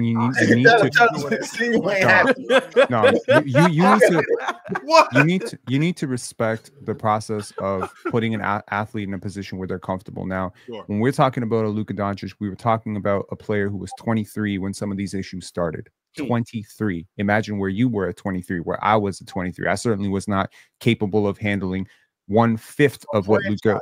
A franchise. you were not just a franchise. You were basically put in conversations with Magic Johnson and LeBron James. And by the way, Luka was built for this shit because he's been dealing with these comparisons since he was 16 years old from his hometown media. This dude had 2 parents who maybe did not necessarily see eye to eye on a lot of things. And he has been with his mother, and he has been with his mother on his mother's side. It was his mother at the draft. It was his mother, with him. And what happened in 2023? He was in a legal battle with his mother over his trademark of his name. That is a very uncomfortable situation. If you've ever been in court against your own family, it really messes you up, man. It messes you up psychologically, especially if you were really particularly close to that. It could be a grandparent, an aunt, an uncle, someone who raised you, and now you're in court battling for money, battling for control over your name, image, likeness. It's a messy thing, man, when you start to think about that. Now, in that moment, your world starts to shatter and you start to think, who can I actually trust if I can't even trust my own mother? And at that point, you might really want to be with that trainer who kind of brought you up, man. I'm telling you, I have had the pleasure of knowing a few NBA players in my life, and there are trainers that they would swear by. There are trainers that know everything about them, and I don't care what you do. that I trainer wish is Jerry my Krause trainer. would have tried to. I wish Jerry Krause would have tried to fire Michael Jordan trainer. I wish he would have tried to do that. Yo, Mike, he can't come around here no more. Good luck. Exactly. And good luck with that. What I'm learning, just observing the league for the last 20 years, is the first thing before I want to go to a player and demand that they play defense, show up out of shape. I need to know if you're good. I need to know if you're good. I mean, good mentally, locked in, good. Are you comfortable? Are you safe here? Do you feel safe here?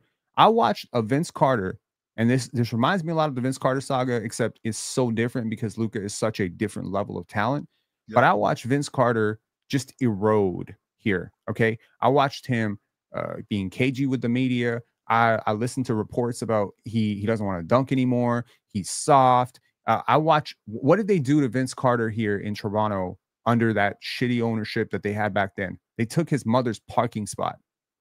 That was a fracturing point for Vince. It was so petty. It was so ridiculous to take my mom's parking spot. You're going to do that to me? They had the media turn on him for attending his freaking graduation.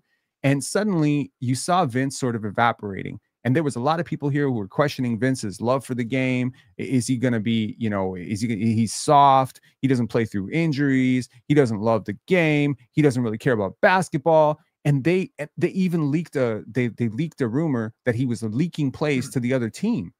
They turned this entire city against him to the point where everyone was like, this guy's a garbage player. And 3 years prior to that, they were talking about him being better than Kobe Bryant. So the truth is, he goes on that interview and he says at times, and he's a really honest guy. Vince is one of the most honest dudes you'll ever meet in your life. And he says, at times, maybe I didn't try hard enough. And boom, they buried him. But what did Vince Carter do is he became an NBA pro, and he showed you how much he loved that game by playing it until he was 44, by being the perfect veteran in New Jersey. Man. So it makes me think about this, and it makes me think about that time. And I think about Vince Carter at that time and how much this situation really just made him cagey. This situation made him not really try as hard. This situation was bad. Right now, Luka is entering a situation that maybe not is the perfect situation, but it's a way better situation than he was in. And if he feels like he has the trust of ownership, Jeannie Buss is known for being very, one-on-one with all of her stars. She's very, mom and pop about it. Yeah. He's going to feel so comfortable right now. And oh, by the way, he has half the world disrespecting him and saying he's out of shape and he doesn't care about this. And he's got the soft prime. Do you understand what drives this dude?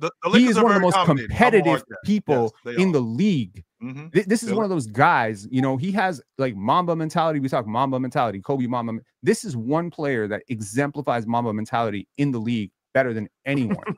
Okay. So when I think about what happened with Kobe, and I think so I'm not going to agree with that. No. But Dell, let me ask you,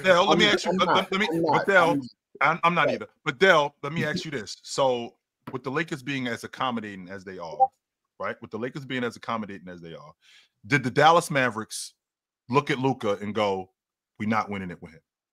No, I think that Dallas just looked. I think Nico, his relationship with Rob goes back way back, and people got to understand relationship and comfortability. This is how we started. We started this conversation about, do you feel comfortable me looking on here? Nico's comfortable calling Rob because they had conversation in regards to Kobe Bryant for the longest age. I could hit Rob up and we could really chop it up and we could really talk. I could trust him in all this. He looked at Anthony Davis, relationship. He brought Kyrie Irving from Brooklyn, relationship through Nike. This is what Nico's did. Everything comfortability, everything relationship, trusting each other. I just think they don't want to Embiid because it would negate the point of view making of someone being in shape, someone not being able to play games. You're not touching Joker. I doubt Shea would be available, Tatum, and all that stuff. You don't know what's going on. I don't know now, but go ahead. Exactly. I know. You're making a point. I got you. Framework. So we look. Mm-hmm. Nico tried with the KD thing first for Luka. The Suns denied it. We looked. All right, let's go. You think he went to other places? I only think he won. I think the guy he got, I think that's the only guy he wanted. Places? I think the guy he got, I think that's the only guy he wanted. No, it's 2 teams. It was 2 teams. Where do you think the other place was? With Giannis? Milwaukee. Yeah. I don't think he went to Milwaukee. Yep, with Giannis. Because I think it was a certain archetype. He with the Phoenix? No, he was not moving Luka for KD. Dale that for wasn't who? happening. No, he was not. No, he wasn't. Dale. No, Giannis. he was not. I think it was a certain archetype of player. You can't that say he he wasn't looking moving for Luka for KD if he went and got Luka for AD. That's exactly why you can say that, because he's a completely different archetype player than KD is. Those two guys aren't the same type of player.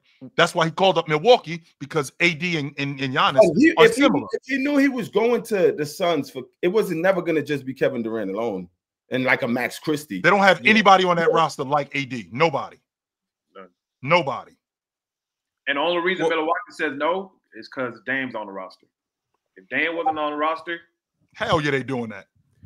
I do want to shift gears though from one prima donna to another prima donna. I just wanted to ask a LeBron question because we didn't get to talk of the LeBron aspect in this, and I wanted to talk to Chill about this. This is just a quick. How do you feel LeBron feels or look in how this goes now?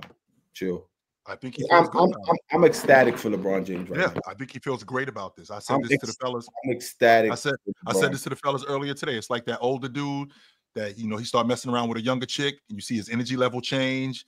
He's got a little bit more pep in his step, and you know he's doing. And this ain't long lived. This is short lived. Like I only got a little bit of time with her, but the little bit of time that I got, I'm gonna maximize it. I think he's excited about it. I can tell you, Taco Tuesday was lit yesterday. It was lit.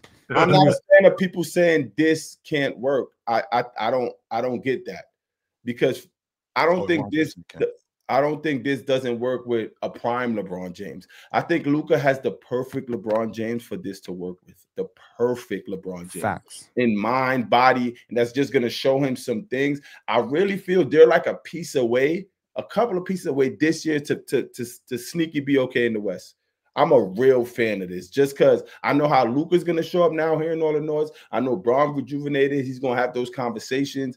It's the first time Braun has been on a team in the NBA where it's like, yo, Braun, it's his. Like, this is his team. Like, it's and he's at a stage easier where it could be like, oh, yeah, I know.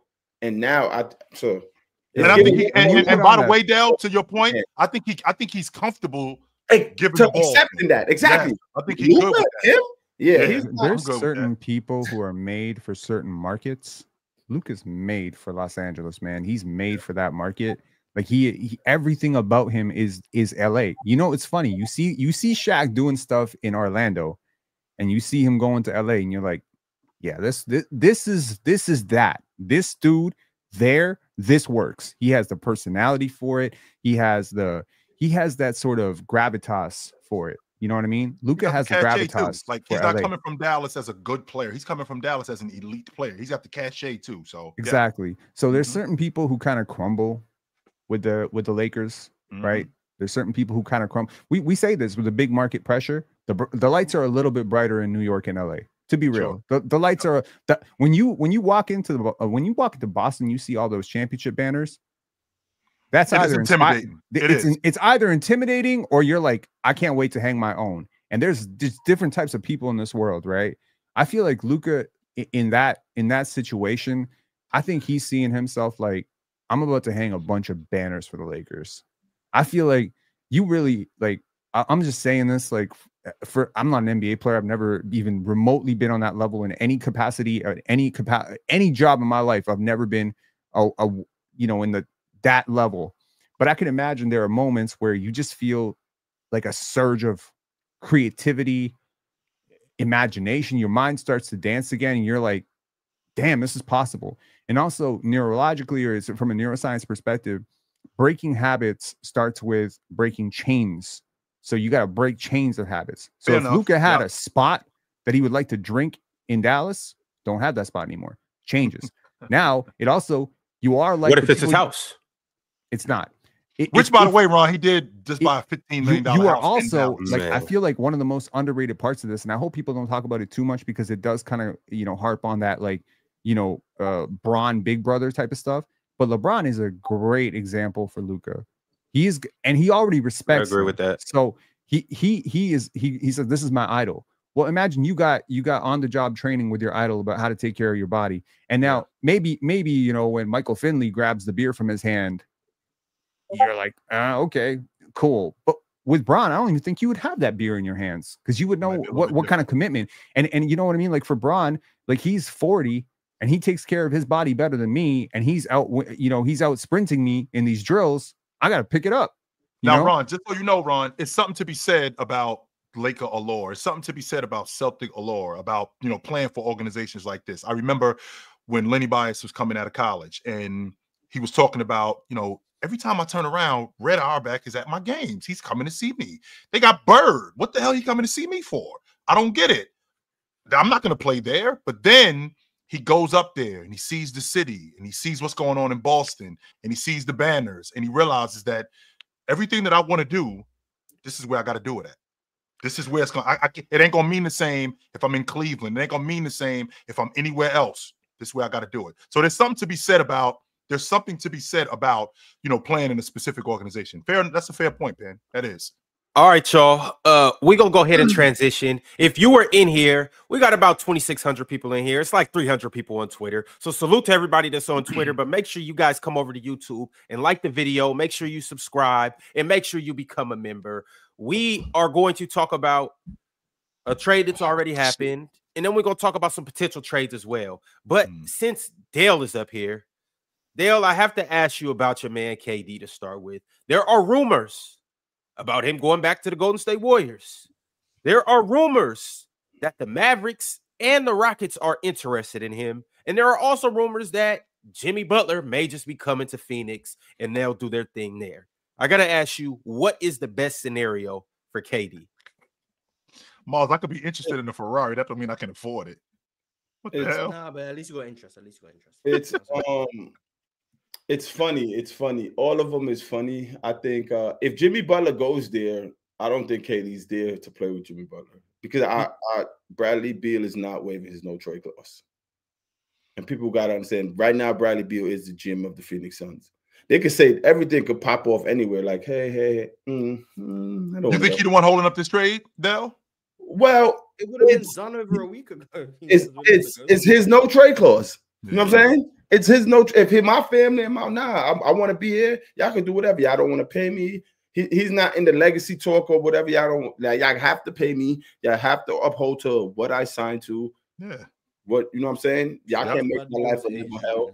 I think if he agrees to go to Miami or wherever they be, I think Butler in Phoenix is what the Suns need, and it's not the talent or skill base. It's just that demeanor. I think KD to D Book, they're like they show up, they yell, they scream, they talk, but to the most part, people are more at ease. I think it needs to be uncomfortable in Phoenix right now, and Jimmy Butler is the best person to do that. Ron, I'm going on record, and I'm saying it. I think Pat Riley is petty enough to let the trade deadline go and don't move buckets. Oh yeah, for sure. I do. Let's do what's gonna happen. To the Warriors now. The Warriors is a funny one because if he goes to the Warrior now, it's viewed differently than, of course, how he went the first time, and it'd be like, okay, y'all going to get the same person to not save y'all, but you know what I'm saying? So that's just a funny angle. I kind of don't want him to go back there because it's like all that stuff. Oh, Steph needed him. He needs Steph. All that stuff. Like it's kind of that's dead now. I think that's dead. It won't be dead if he goes back there. So if he goes to Golden State and he wins again, and he's the best player again, does that hurt him or help him? That helps him, of course. That helps him this year, and it helps him the years back then too. They'll revisit those two and be like, "Damn, he's always been the best player." Like, you know what I'm saying? They'll revisit. But then I got 22 though, without him. Yeah. So it's not about what they're doing with that has nothing to do with this. Like, you know what I'm saying? Right. It's just that aspect. It'll still be you needed me more than I needed you though. It'll still be that because I won without you. I did not once, but twice. You got back on the crew and you won with me. It would still be you needed me way more than I needed you. And you could go to like this. You won 2 without me. You won 3 with me. Which one would you rather? The 2 mean more because I did it without you. You needed without me. These how many you got. Without you, these are how many I got. I'm good. I'm straight. So you needed me way more than I needed you. I still was able to get mine. And that's the conversation. And on top of me being able to get mine, I also showed you the door. Remember who I am. I'm the gatekeeper in the Western Conference. That's who I am. That's why you got on the crew with me. You got on the crew with me. Got the door that year to 23, so it doesn't matter. Y'all lost. Both of y'all lost. Like, because KD on record saying if they would have beat Cleveland there, he wouldn't have went to the Warriors.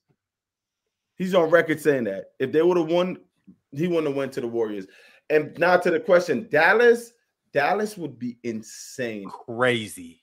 Dallas would be so insane that a lot of people view Dallas to an extent like it would hurt him there as well. Super team this. You got AD, you got Kyrie again, you got this. And Dallas would work. It would just work right away. Jason Kidd. Kyrie's who needs all the credit from everybody, who's just in a different space mentally and how he's been playing, just oozing leadership. And then AD, who's in the way, just a hooper. I think Dallas would be nuts. I low-key don't want Dallas to happen, though. How could Dallas even get him? Yeah, I don't know. I don't know. We got to get a third team involved. Oh. Straight up. We got to get a third team involved. We have to. What PJ Gafford and Clay? No. Oh, yeah, that money don't. PJ is going. PJ is going. PJ would have to be going. PJ Gafford and Clay. That's not enough. That's too much. You're giving up Lively. Yeah, 100%. You're giving up Lively. Well, I'm saying Gafford, that's not enough to win it, Ron. What I'm saying. So now what I got is why is it not enough to win it? I got Irv, I got KD, I got KD, and then you got Caleb Martin, and then you still got Lively or Gafford, whichever one you decide to keep. That's another great pick. And Najee. I'm Max Christie. What? Hey, they got a squad. Hey, can I point out something pretty obvious? Dallas a lot better than I'm giving them the credit. Suns' best option. I'm telling you, Chill. Especially if they get KD, they much better than they was last year. Yo, the Suns' best option. Said the Lakers. I got to come off that. No, the Suns' best option is not to trade KD. The Suns' best option is actually to trade Devin Booker. Somebody else said that. Yeah, send him to Houston, man. Send him to Houston. Listen to me. Only wants D-Book. That's why, Ron, they don't want KD. I don't legitimately. Oh, I know where you're going with this, Pen. Go ahead. No. I mean, it doesn't have to be what you're talking about. It could be really what you want to do right now is you have Bradley Beal right now on your team and you're stuck with him. I got news for you. You're stuck with him. He wants to go to a warm weather climate that rules out basically more than half the league. He got a big trade kicker, no trade clause. Nobody wants him. Okay, cool. You're not getting value for him. You would dump him right now and give up a second round pick for free, but nobody wants him and he makes a lot of money. So keep him. Keep KD. Use Devin Booker in a 3-team deal to get Jimmy Butler. Now you got Jimmy, you got Bradley Beal, and you got Kevin Durant. That makes a lot of sense to me. And what else? In that deal, you would get a lot of first-round pick equity that you could use to actually upgrade your roster around those three. Now, my question to you, thinking about that, is you're basically Dallas now. You're like Dallas. You're all in with an aging core that's north of 30. And by the way, I think you kept your best player here. You didn't keep your best asset, but you kept your best player, which is KD. Right. Now, if Kevin Durant plus Jimmy Butler, a very motivated Jimmy Butler, a very pissed off Jimmy Butler, plus Bradley Beal feeling rejuvenated now that he's in the starting lineup, and you know what I mean? Like, it's not like Devin Booker having a career year right now. He's 28 years old. He's going to be 29 at the start of next season. So if you're building this thing around Devin Booker, you're messing up royally. And by the way, you're building around Devin Booker and Bradley Beal, who is there. So my view on this would be, let me pivot. I know it sounds stupid to go and trade your best asset, but you're stuck right now. You're stuck. You're a second apron team. You can't aggregate salaries. You don't have enough pick equity, despite the fact that you split your dollar bill into 3 quarters with the 3 picks. Get value back for Devin Booker from a team that has the pick equity to actually make that deal work. Get Jimmy Butler for 12 cents on the dollar and replace that max contract slot. And now use those picks to actually upgrade your roster. If you end up getting 4 or 5 first-round picks back in a Devin Booker deal, and you end up landing Jimmy Butler, I'm not saying you get 4 or 5, maybe you get 3. Now you can attach a first-round pick to Yusuf Nurkic. You can attach another first-round pick to maybe someone like Grayson Allen, and you can get a massive upgrade from teams that are at the bottom of the league that are looking to sell. I'm not saying you're going to get Herb Jones. I'm not saying you're going to get Trey Murphy. but you get a hell of a lot more than Kyle Kuzma. I'll tell you that. So you can actually fill out your roster, right? And again, Jimmy Butler, a hell of a player right now. You have a 1-2-3 punch of Jimmy Butler, Kevin Durant, plus Bradley Beal, and you have upgrades around them. Maybe you can go get Nikola Vucevic from Chicago. Does that work for you now? Like you be a good team. Now you're messed up anyway. You traded away all your picks for the next 6 years. You're in. So I'm looking at this. If I'm Phoenix and I'm like, I'm either going to let KD go right now, and I'm not getting like peak value for KD, which means I'm trading my best player. And there's no chance in hell if you trade him to Dallas, you get anything better than KD back. So you're becoming worse, and you're the 10th team in the West. How does that help you? You got to trade Devin Booker. Facts. To Houston. Facts. Sure. Yeah. I'll be Houston FC again. I don't hate it, Penn. I don't. Mars, that's one thing I've been watching, and I remember like 3 or 4 years ago, you was on Houston's training. That's what's up. Like they're making everything you said. Like that's like 3 years ago, maybe 2 years now. It's been you look pretty well on the Houston thing you was doing. You look great on that one. Thank you, man. I've seen the vision, man. What can I say? I did not know he was going to be this bad. I didn't. Who? Nurkic. I did not know he was going to be this bad. Oh, yeah, he said, yeah, it's bad. I did not know that. I think I've seen that the Suns are trying to trade Nurkic for Valanciunas. I think that's I don't like the Bucks trade for Kuz. We were going to get. It gets them under the second apron. That's good. It gets them under. Ron was going to segue into that, but okay, I thought y'all. But we don't really have time, and I'm not like we got super chats. Long story short, I'm not mad. Kuzma's having the worst year of his career, but I don't think he's as bad as he's been this year. It helps them financially get them under the second apron to make more moves. But this doesn't make them championship contenders or favorites or anything. It's not that. I love Kuz in Milwaukee. I think at this stage in his career, he's better than Chris Middleton. I think Milwaukee upgraded for sure. Help me understand why he's better than Chris Middleton. Right now, how old is what number one? 33 versus 29. Cool. I want to say. Oh, Kuzma's 29. Yeah. Yes. He played 4 years of college on Mars. I know it was 29. I thought it was like 27. No, yeah.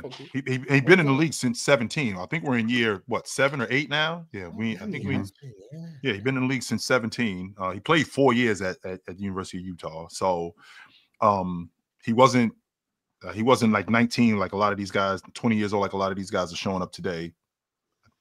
Middleton availability is a question. I think Middleton's got a better mid-range. I think he's a better shooter. I think Kyle Kuzma for what they do. Playing with Dame, playing fast. I think we can get back to that because that's what he was the best at when he was playing with LeBron and he was playing with the Lakers. How fast they are, how fast they can play. Now, in terms of a one-on-one player, I don't think he's as good of a one-on-one player as Middleton was. You don't need him to be. I don't think. I think we can get back to Middleton being. I think we can get back to Middleton being not Middleton. I'm sorry. We can get Kuzma. We can get back to Kuzma being what he was when he was with the Lakers. More of a defender, more of a rebounder, getting out in transition, being more portable in ways like that. That's the hope, but he hasn't been that. So like you got. But he hasn't been. He's now with Giannis and Dame. Yeah, that's what I'm saying. It's still hope though. You got hope to get back. Why is he better than Middleton for today? Whatever Kuz do for the Bucks, Middleton just couldn't right now. How could Middleton best year on Milwaukee? He was like their closer. They don't need that from Middleton. They have Damian Lillard. They don't need Middleton to be what he was on the Bucks without Dame no more. So Middleton is now just trying to service himself, trying to find what role he bets fit in with this new Bucks, and it's not one for him. Kyle could come in and do everything Chill just said, and some days pull a 25 points game out, as you know. He good for one of those. He good for one of those. Just be more comfortable in the space of like, we saying they're not contenders, but I damn sure don't believe that a Dame, Giannis, Bobby Portis, Robin Lopez is in that locker room saying, yo, we could find a little groove. You can't tell me they're not thinking like that. Well, yeah, of course they believe it. I mean, you got that type of talent at the top end. You see what I'm saying? So they got younger. That helps. They're more mobile. That's what Kuz is now around, much older. Because if Kuz go back, it's kind of like the Kyrie. Who's a better defender? And Kuz is a better defender. Yes. Today, I would take. You think Kyle Kuzma is a better defender? The Middleton today, yes. Yeah. I think he is, but I think that's not saying much. But I think he is. Yeah, he's moving better than Chris, though. Y'all got Chris slowed down. His movements ain't the same as that once was, you know? This ain't the same Chris Middleton. But I want to know, where is Chris Middleton going to land? Because he's not going to stay in Washington, right? I don't think he stays. Why can't he stay in Washington? Why not? So where's he going though? Who can use Chris right now? A lot of teams. A lot of teams can use Chris. I'm just wondering who's going to be. I love Middleton. I love Middleton in Memphis. I love him there. That's a good one. That's a very good one. Yeah, coming off the bench. I didn't even think about that. Yes, I love him in Memphis. I'm thinking somewhere like New York. He go to New York, sure up there. Their second team. Nah. Chris Middleton can't play 42 minutes, Ron. And on top of that, he ain't gonna play, Ron. He's never gonna play for 10. He's gonna play 2 minutes and get yanked. He's gonna be done for the night. So is Washington buying him out? I think they'll eat his I would think. I don't know. I like Chris in Miami. Is he making 31 million? No contenders trading for Chris Middleton. Yeah, I'm just saying, or buyout clause. If he get bought out, I like him in this is not a contender, but he could go to Golden How many more State. years he got left on his deal, Mars? Is this the last year of his deal? He's got to play. No, he's not expiring. He's got a player option. So he's going. So if that's true, he's staying in Washington. Yeah, unless Washington trades him again. In Washington. He's staying there. He's not going anywhere. And a team like Orlando Magic. They already got Chris Middleton in Orlando. They got KCP. But he's not. KCP's way better. KCP can't create his own shot though. Who can't create his own shot? KCP. Yeah, but that's the thing. That's kind of what the Magics won't need Chris Middleton to create his own shot either. That's the problem. They got friends and they got Paolo. They need guys who can make open shots, but they don't 31 million to make open shots. Yeah, they don't need. No team needs Middleton to be Middleton right now. That's why I like if I need someone to make open shots, I'm calling Memphis about Luke Kennard. Like I'm not about to. Exactly. I'm not about to pay Chris Middleton 31 million to do what Luke Kennard can do for 12. If he leaves Washington, though, it's more than likely on a buyout. Wouldn't that be the case? They're buying out his contract for this year and next year. That's a lot of money. Well, don't forget, don't forget, half the deal's already done, Mars, this season. So it's not like but that's still like, what's that gonna be like? 50 million ish. And usually in buyouts, which I don't think it's going to be in this case. Usually in buyouts, guys want out, so they'll negotiate a buyout. They'll take a little bit less. They'll negotiate a buyout. Some guys are like, hell no, you owe me 50 million. I'll be to work Monday unless you write me a check for 50 million. I need all that. Yeah, man. Yeah. Marbury did that with the Knicks.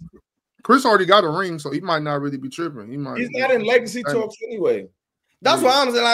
Like, if you're not KD, Giannis, Jokic, at the end of the day, Bradley Beal, pay your bread. Like, what we talking about? What's the ring going to do for Chris Middleton? Rings. It's going to be cool that he can say he won another one, but like, Steph, Braun, KD.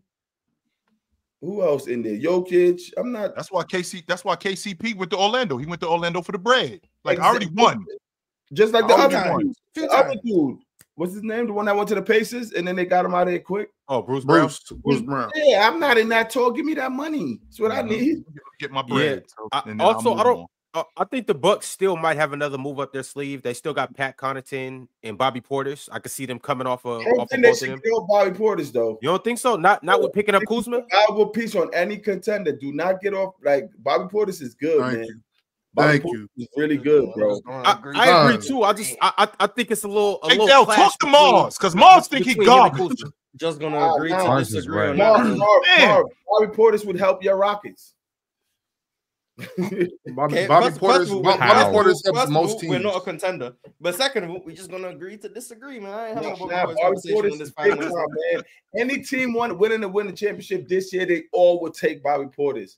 He's valuable, yo. He rebounds. He plays. I will say, in the time he's been out, they have looked a lot worse. I will say that. In the time he's been out, they have. I wonder why.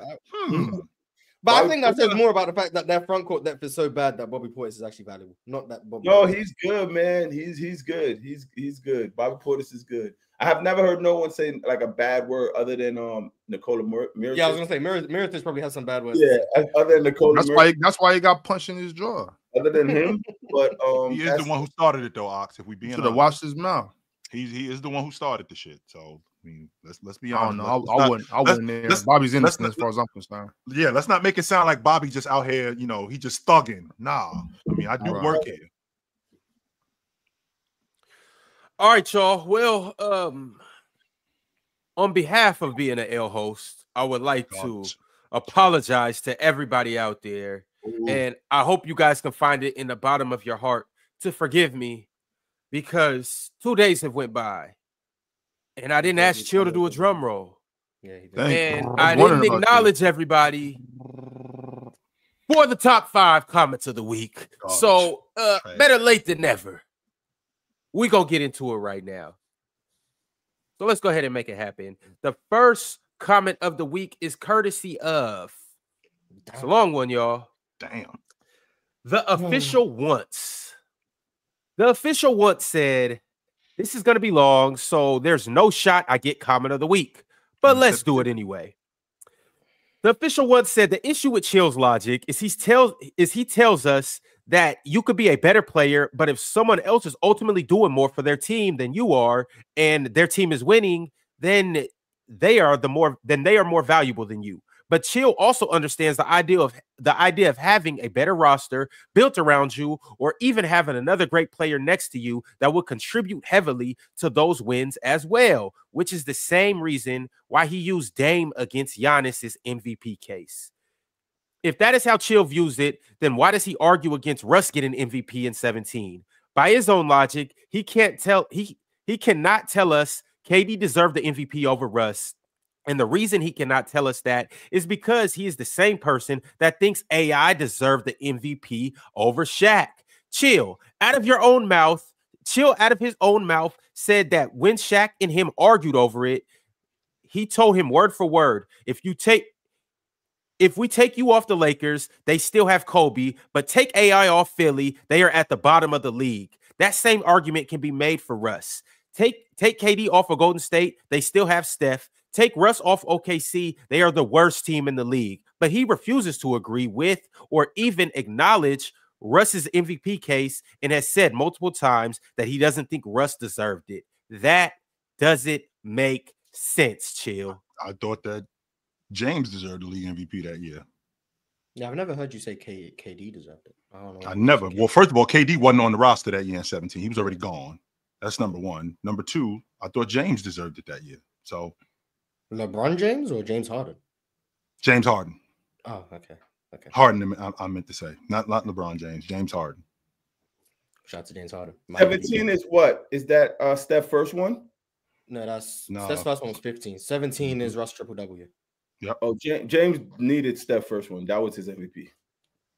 I mean, Steph's first one was James MVP. Russ's first one was James MVP. Yes. James's first one was James MVP. And then Giannis' first one was James MVP. Mm-hmm. But so James should have got 4 MVPs? I think he should have at least 3. He should have at least 3. I would like to address that, though. Steph's second year clearly his. Russ MVP. I will go James as well. On the reason I had to lean towards James, because at the time it was like 50-49 to Russ at the time. But then after Russ averaging triple-double the next 2 years and y'all downplaying everything he did, so why y'all thought that was MVP when he did it the first time? So that's what them think, oh, wow, James could have got it then. I don't remember the Giannis years they're talking about. The 2019 was Giannis' first MVP. That's when he averaged 36? Yes. Yeah, he should have got that. And the reason he should have got that one is because he had a teammate, Russell Westbrook, averaging 29, and he still did all that. Oh, that was 2020, where James averaged 34, and Russ was. Oh my God, Which is another year where he could have been the MVP. But I'm not. I don't think James was MVP in 2020. But 2019, he averages 36. That's the year Chris Paul's dealing with injury. People are calling Chris Paul washed. James Harden still able to carry that Houston team to a top 4 seed. 36 points per game, best isolation scorer, yada yada, compared to Michael Jordan, all that stuff. 2018, very obvious MVP case. He actually won it finally. 2017, the MVP case is pretty obvious. He led that Houston team to, I want to say, the best offense in the league, or the second best offense in the league. And this is with Ryan Anderson, Eric Gordon, Trevor Ariza, Clint Capella. Like, they had the best or second best offense in the NBA that year. We gotta respect Ryan Anderson. But I want to get back to. I do want to get back. Amazing offense, and then Russ won it because he averaged 2 more rebounds. Shout out to Russ. And then 2015.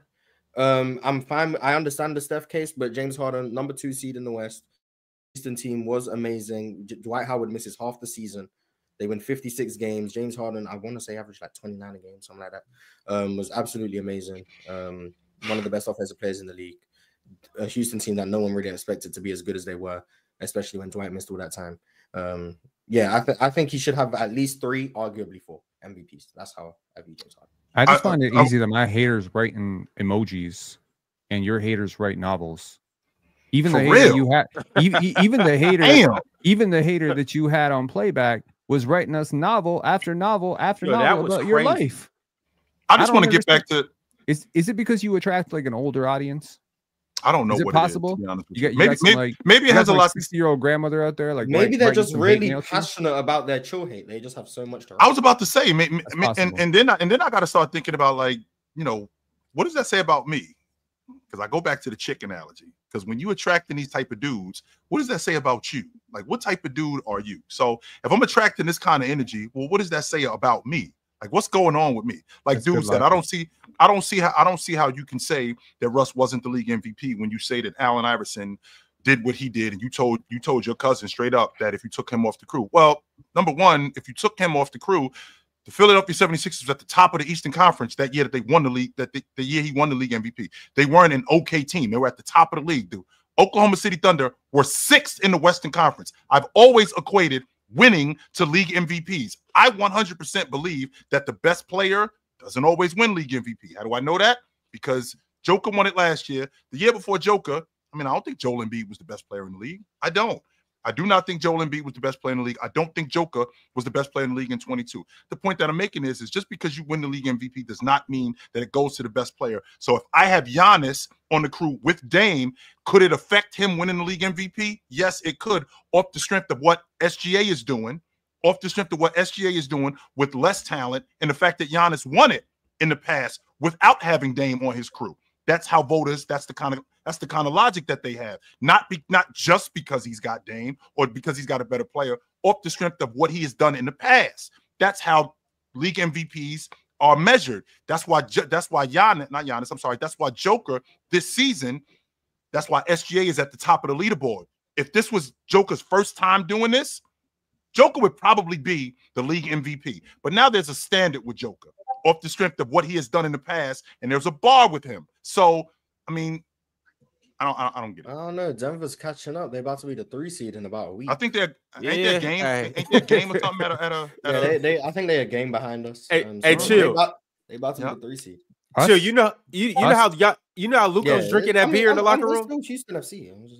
Chill. You remember how Luka was drinking that beer in the locker room, and the way Michael Finley came and just casually grabbed it out of his hand with so much authority. He walked over to him like somebody's father, like, give me this.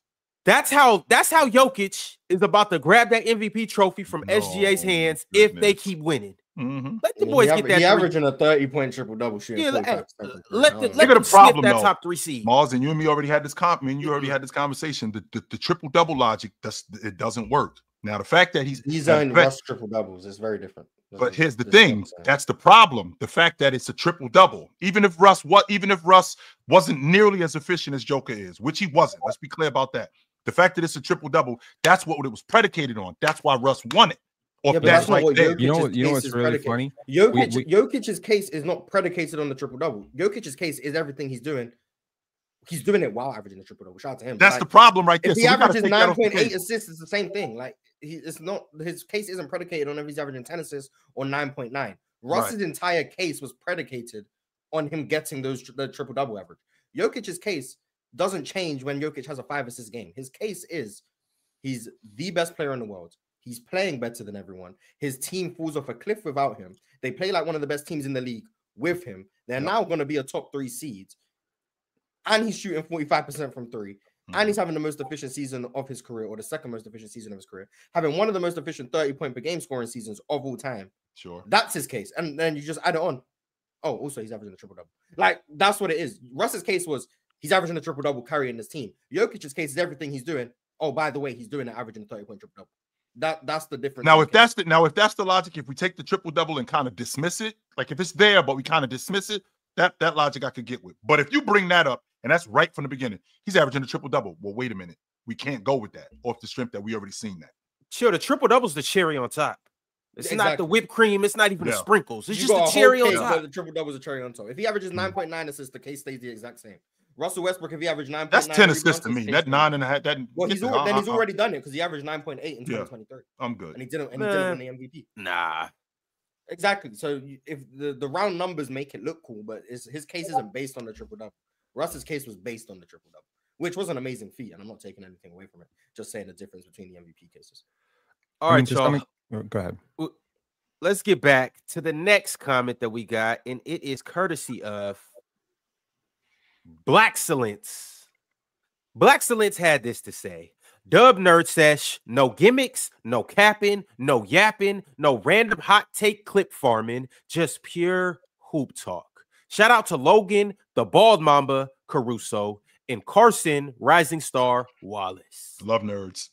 Love nerds. Yeah, I forgot that was last week. It feels like it was W Nerd Says. You wouldn't have forgot it, Miles, if the top 5 comments would have been read when they were read. You wouldn't have forgot it then. That's true. That's true. I bet you that. That was a cool little episode. That was decent. L basketball. Garbage. Oh, facts for sure. L host too. Dub Nerd Says. We gonna get Nerd Sesh back again soon, and we're gonna get my guys from Stoner Sports Network. Them was 2 good ass shows for real. All right, next up, we have another long one from Your Pain. Oh, he talking about me. Yeah, I seen this comment. Yeah. I got essays too, pen. I get essays too. Your Pain 5 said, man, I wasn't gonna comment, but I can't take this guy anymore. 1, you say Tyrese Halliburton has been balling, and everyone has been quiet, but you were the main one talking negative about Tyrese, and you haven't been bringing him up. 2, you claim you don't watch G League. You claim you don't watch G League, but constantly have Bronny James's name in your mouth. Which one is it? Do we talk about other productive players or we don't? 3, the question to Chill was very disingenuous. Why ask him why he has LeBron as the GOAT over Jordan because he doesn't think Kawhi is a better defender than Jordan? As if there's not other elements to the game of basketball. Player's choice, Shaq, please come back. You are the only one that doesn't let him get away with this. I can't remember what I responded to the comment in the comment section, but the Tyrese Halliburton stuff, I wasn't the main one talking negative about him. I just said the flaws I thought he had last year, and I still think he has those flaws. I also think he's really good despite those flaws. But yes, you are right. We didn't talk about Tyrese Halliburton, and I didn't talk about Tyrese Halliburton either, so that's perfectly fine. The Bronny James thing, he was mad at me because I made a joke about Bronny James getting minutes or something. That's what it was. There's an echo. That's what it was. I wasn't talking about what Bronny did in the G League or anything. I made a joke about like if Bronny's gonna play or Bronny in the Rising Stars game. I think that's what it was. Bronny can be in the Rising Stars game. Made a joke. He got mad about it. Well, and then the question to Chill was because I didn't know he also thought LeBron was a better defender than Kawhi. So I was under the impression that I thought he thought Kawhi was better on defense than I think he thinks he is. So when I asked that, I was thinking if MJ's better than Kawhi on defense and LeBron isn't, which is the assumption I was going into the question with, and offensively, I thought they would be comparable. I think Chill would agree they're comparable offensively.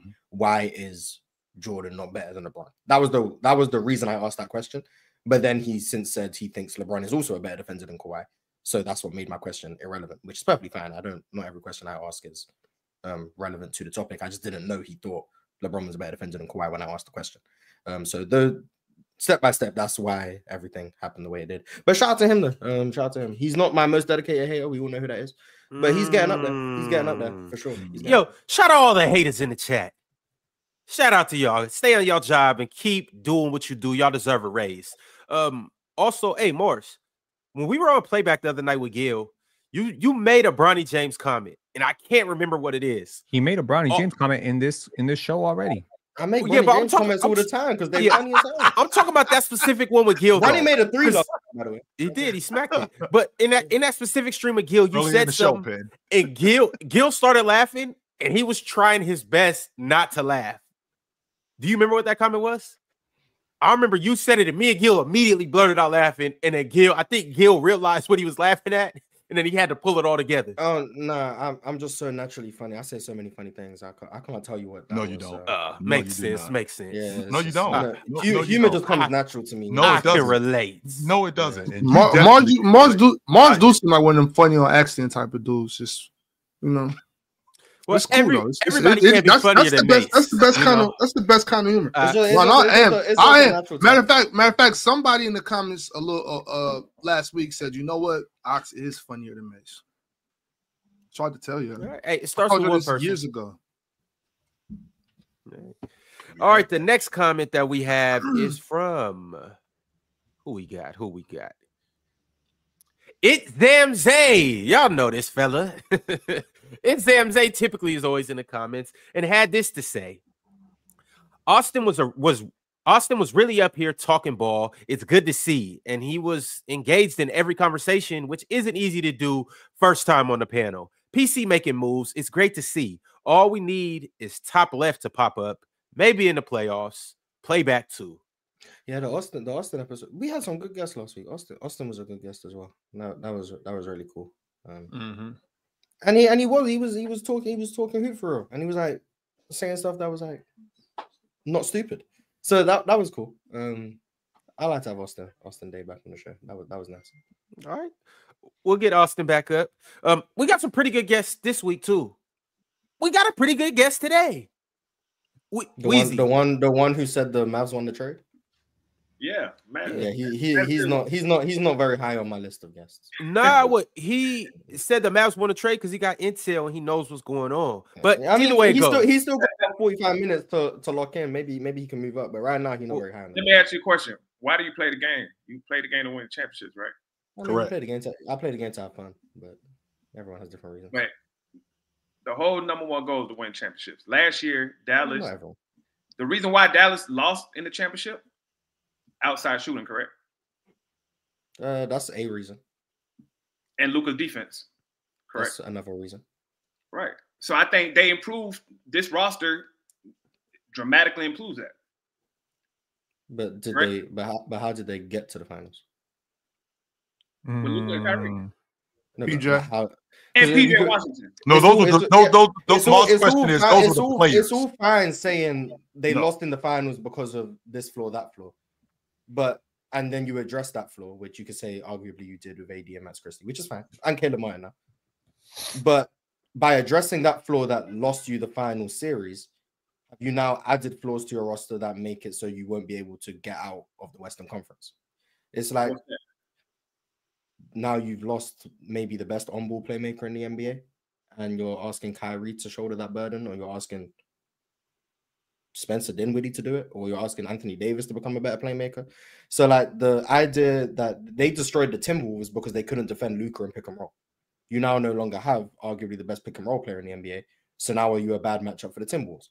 Or if they were to play against a team like the Nuggets, where they have a lot of cuts and stuff, and on offense, Jokic is a problem. I know you have two bigs, but how does that work when you have Jokic able to find people out the post and all of that stuff? Or if they were to play against a team like OKC, where what made you so great was that when they blitz Luka and Kyrie, you have the other one available as an outlet for the other. Now when they blitz Kyrie, who's the outlet? Spencer Dinwiddie, Jaden Hardy. So it all comes down to matchups. Have Dallas in an attempt to make Dallas better than they were against Boston, have they hurt themselves against the rest of the Western Conference? That's I guess the question I would ask. Let me ask you. You got to get to the finals to play against Boston again. What four-man in the Western Conference can stick Anthony Davis? I mean, Garden. It's a mismatch, correct? For the most part. Jaren Jackson dealing with him. Let's see. Yeah, I think AD has an advantage against most fours. I'd be interested to see him against Aaron Gordon, but I think most fours he has an advantage against offensively. I think that's what Dallas is looking like. Having him at the four is also a mismatch. No four. It's very rare a four is going to really do anything with Anthony Davis. Yeah, Let but then, alone you just, five. but then you just start sending aggressive help, and how comfortable is he passing out of double teams and traps? He's not at all. So And like, on top it's of not. that- We're not in a point where we could just play one-on-one defense. Be like, oh, well, AD's going to give us 30. No, it's how's that 30 coming? Are we going to shrink off of people who we don't especially respect? Is that PJ Washington above the break threes? Is that Dante Exum? Is that Jaden Hardy? Are we gonna play heavy defense on Kyrie, shade over to Anthony Davis, and force him to make advanced reads? Like, there's a lot of things that you could do because AD is flawed offensively, and Kyrie's not the best playmaker that can just really slow down his offense. So I think they can win because I think their defense is gonna be amazing, but offensively, I think there's a lot of questions. Who's the leader of that team? I don't know. I'm not in the locker room. Probably Kyrie. Probably Jason Kidd. I don't know. I don't know who the leader is. I don't know who the leader was before. I mean, I'm just looking at somebody who's got to bring those troops together. Now, I realize that Anthony Davis might have been a little caught off guard. I think Kyrie brings everyone together. Cool, and I hope he will right now. You know, because right now he's talking about grieving the loss of LUKA Doncic, right? And that's fair. That's fair. They were very close off the court. They had a certain bond. They went to the finals together last year. How you know? He talks about it. Proceed, Pen. Intel. What are you talking about? Intel. It's not Intel. This is YouTube. Go. You know, YouTube gave you Intel. Right, but I'm sure Kyrie will be able to move on without LUKA Doncic. I'm sure it's not. I mean, he will, but I mean, I think the fact that Kyrie's so open about grieving, grieving is a weird word. He didn't die, but like being you can so grieve open someone about leaving. Being so open about the loss of LUKA, I think that's part of leadership. I mean, being real, being open about your emotions and stuff, and being together and connected. I think he's pretty much just saying farewell to his brother, just letting him know like we're gonna miss you. We will. Grieving means we're getting through this. You know what I'm saying? We're gonna get through it. But I'm sure that when the playoffs come, Kyrie's not gonna be on the court like, man, I miss LUKA. He also said that we're prepared for our new journey with AD and Max and trying to bring a championship. There's no NBA champion that I can think of that didn't lock in at training camp and say, let's go for this. They all do that. That's an internal goal. It's talked about every day. If we want a championship, we got to defend. If we want a championship, we got to hustle. If we want a championship, we can't have blowout losses. If we want a championship, we got to be connected. All of this is pre-planned, and typically teams don't win it on the first time around. That Boston Celtics team that won it that's a very, very rare thing. Now, if they think they basically pulled a Boston here, if they think that AD is their KG, if they think that, I mean, shoot, I could see that parallel. Well, who's your Paul Pierce and who's your Ray Allen? So that's easy. Klay Thompson is Ray. Hello, Klay. Easy. There you go. Come on. Klay Thompson. There you go. All you got to do is shave his head. And then your Paul Pierce is just 6'2" Paul Pierce. Damn, that's actually a good comparison. If you had looked at this roster as a team that has sort of like come through the ranks together, they had some playoff losses together with AD. Let's just say this LUKA AD thing happened like 3 years ago, and AD is now 32, but he's been there. Now I think, okay, maybe they have a chance. They're locked in. They understand how it takes a while to learn how to play with different players. It really does. And I don't think you have 30-something games. You don't make moves like this at the trade deadline. You just don't, especially expecting a championship this year. So now what are you really doing? You're expecting a championship the year after, provided AD continues to stay healthy at 33. What's your window? Like, this is such a poorly planned, this is such an impulsive move. That's all I'm going to say. This is an impulsive move. It's not going to pay off this year. I will bet money that the Dallas Mavericks not winning a championship this year. But I would not bet money that the Lakers will not win a championship this year. I'm very curious to see what they're going to do the next day, because we got 26 hours for them to fix that roster. I'm very curious what they're going to do with that center. Who are the bigs that they can get right now? Maybe give me 2 or 3 that could win the championship. Hey, we'll get back to this because we're going to have some super chats that's going to address this.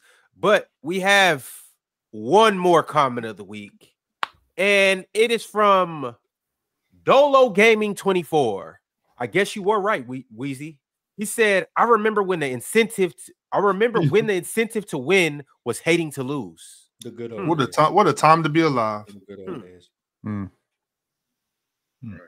I actually do think that's enough incentive to win, in my opinion. So prophetic. So prophetic. All right, well, this show was brought to you by PrizePicks. Salute to everybody. Go vote on that poll, and after you vote on the poll that I just put up, like the video, subscribe, and keep going in the chat and Shout out Cheerio in the chat. All right, we got a couple super chats, so let's get to them. Drink More Water said, I just want to say thank you, Middleton, for all the years. Second favorite current player, and will never forget games 4 and 5 of the 2021 NBA Finals. I don't know how to feel about Kuzma, but welcome aboard. Bucks now under the second apron, and Bucks in 6. I refuse to believe Kuzma's as bad as of a player as he's been this year. Because this year he's just been like bad. But if that's who he is, then this is a terrible trade. Well, we know that that's not who he is, Moss, because we've seen him better when he's around better players. We've seen. Well, people decline. Like, yes, they do. You can't just be like, well, 5 years ago he was good next to good team. How long is the average NBA career? 4 years. How long has Kyle Kuzma been in the NBA? Since 17. This is 8th year, I think. So I mean, it's not inconceivable that these are his last 2-3 years in the NBA. That's not inconceivable. It's not like we think about players like in very unrealistic terms. We think about LeBron James and we're like, oh yeah, 28, 29, that's young. Shoot, that's the cliff. For a lot of players, that's the cliff. If you don't take care of your body, if you're not that talented or athletic to begin with, you're done at 30, 31. Washed. Yes. Okay. Maybe you don't take care of your it's perfectly possible that what we're seeing this year is Kyle Kuzma out of context. Kyle Kuzma in a weird system. Kyle Kuzma developing with the worst talent in the history of the NBA. Okay, it's possible that he feels rejuvenated or has some sort of pride on the line trying to play with Giannis. It's possible he's marginally better defensively. I'm saying best case scenario, you got a 1% upgrade over an NBA champion that you have continuity with. I understand the second apron stuff, but can I just please point out this is the same organization that traded a Hall of Fame human being like Drew Holiday without even telling him? And he was very pissed off about that. And it takes a lot of bullshit to piss off a Drew Holiday. Please understand, like there are certain people that are pissed off about everything all the time. I'm definitely one of them.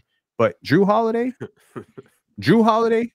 you got public acknowledgement of your betrayal from Drew Holiday. You are an ass organization. And you just did the same thing to Chris Middleton by trading him to the Washington Wizards. Get real, man. So Ox, 2 things. Number one, kind of sound like somebody we've been talking about, huh? Like somebody that doesn't take care of their body, could be washed by 31 years old. I'm just saying, Ox. Kind of sound like somebody we've been talking about. If Luka's washed by 31, that means you still got six years left. Yes, you did. 100% you did. But, to your point, Penn, when you're talking about bringing in a guy who, with the skill set that he has, who we did see when he was playing with better players, that's where coaching comes in.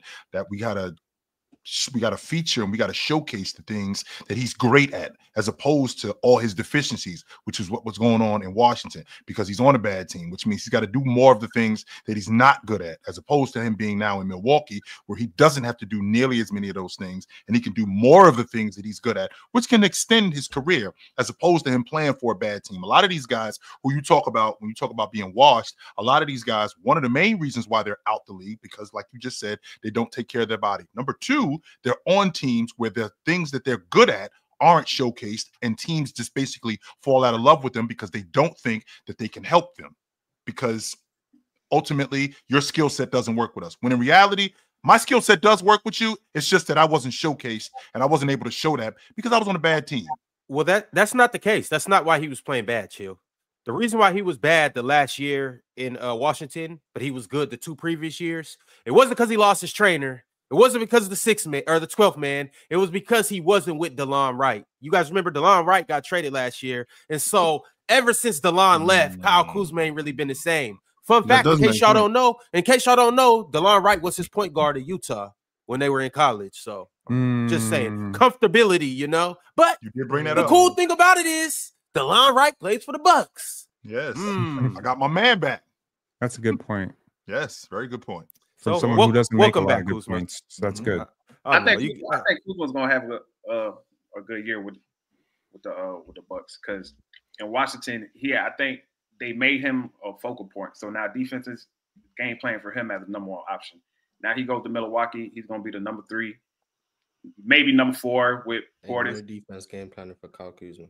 I mean, they're not. They still have to. Not like I promise I haven't seen one defense game plan for Kyle Kuzma this season. Oh, of course you didn't. Actually, you did. You saw teams game planning to make Kyle Kuzma do all the things that he's not good at. Right. That's what they did. No, I just watched Kyle Kuzma decide to hijack some possessions and do some nonsense. Right. Let's do that. Let's That's not game plan. That's just him. Why? Well, why wouldn't it be game planning? Because, like you just said, Mars, why is he hijack the offense? The reason why he's hijacking the offense is because maybe he didn't touch the ball the last 3 trips. And you know what? I need the basketball. So what I'm going to do is I'm going to keep the ball away from him. That's part of game planning against they aren't playing denied defense on Kyle Kuzma. Like they're just not. Unless the games I'm not watching of the Wizards, or they're not playing denied defense on Kuzma. Or they're making sure that those other guys shoot the basketball to keep Kyle Kuzma out of the offense. Make sure that these other guys get open looks. So they're conceding open shots to other people. Yes, to get them out of the offense. Kyle Kuzma, 3-4 trips. He's like, what the fuck? Give me the ball. Give me the damn ball. I mean, that's part of it. I mean, this is a very optimistic way of looking at what he's never going to have this most open shots in his life. Playing with Damon. So did Kuzma shoot 60% from the free throw line this season because of game plan? I mean, I think that's DeLon Wright. No, I'm asking chill. Is Kuzma shooting 60% from the free throw line because teams are game planning him at the free throw line? I don't know about that. I mean, I don't know if that's the case. No. Okay. I mean, I think he could. I don't think because this year he's been one of the worst players in the league. So I don't think he's that bad. It's just you guys are being very optimistic about him. I just feel like they're gonna use him more of a way on a positive side and hide more of the stuff that he doesn't do well, which is gonna make him a better player. What does he not do well? Well, number one, I don't think he's as good a one-on-one player as people give him credit. I don't think he's as good a one-on-one player as people make him out to be, or as Washington tried to make him out to be. They ran a lot of isolation stuff in. I'm like, no, that's not his game. Number two, and I've said this in the past. Y'all dudes talk about Julius Randle. I used to watch Julius when he played for when Kyle Kuzma played for the Lakers. I used to watch Julius Randle come to the Staples Center and put a foot to Kyle Kuzma's ass. So he can't defend in the post. So what you got to do is you got to make sure that you get bigger guys because he is 6'9", but you got to get him away from bigger guys. Washington didn't do that. In fact, Washington is a real switch-heavy team, so they put him on bigger guys. So he looks ridiculous in the post playing against bigger guys. He just gets destroyed, which goes back to my original point that all of the stuff that he's not good at, it gets highlighted with Washington, and it happens when you're playing on a bad team. Okay. Well, does Kuzma start or does he come off the bench? He starts. Ron, what are you doing? Well, what's happening, Ron? I'm asking a question. Does he start? Kyle Kuzma start? That's good hoops. Looking forward to it, man. Mars, you're saying that Kuz should come off the bench in Milwaukee? It doesn't make a difference. So who closes the game? I don't know. Starting doesn't mean much to me, if I'm being honest. Well, does he close the game? If he's playing well, probably. If he's playing trash, probably not. Only guys who are guaranteed to close is probably Giannis and Dame. Everyone else is how are you playing that night and are you playing defense?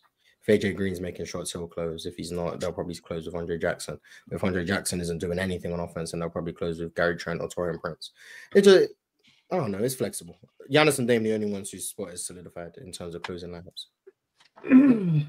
All right, realist 1, 2, 3 said, I told you guys the strippers were gonna get mopped, and that's exactly what happened. You guys doubted my takes this season, especially you, Chill, but it's okay. I forgive you guys. LeBron's still top 5 player today. Lakers in 6.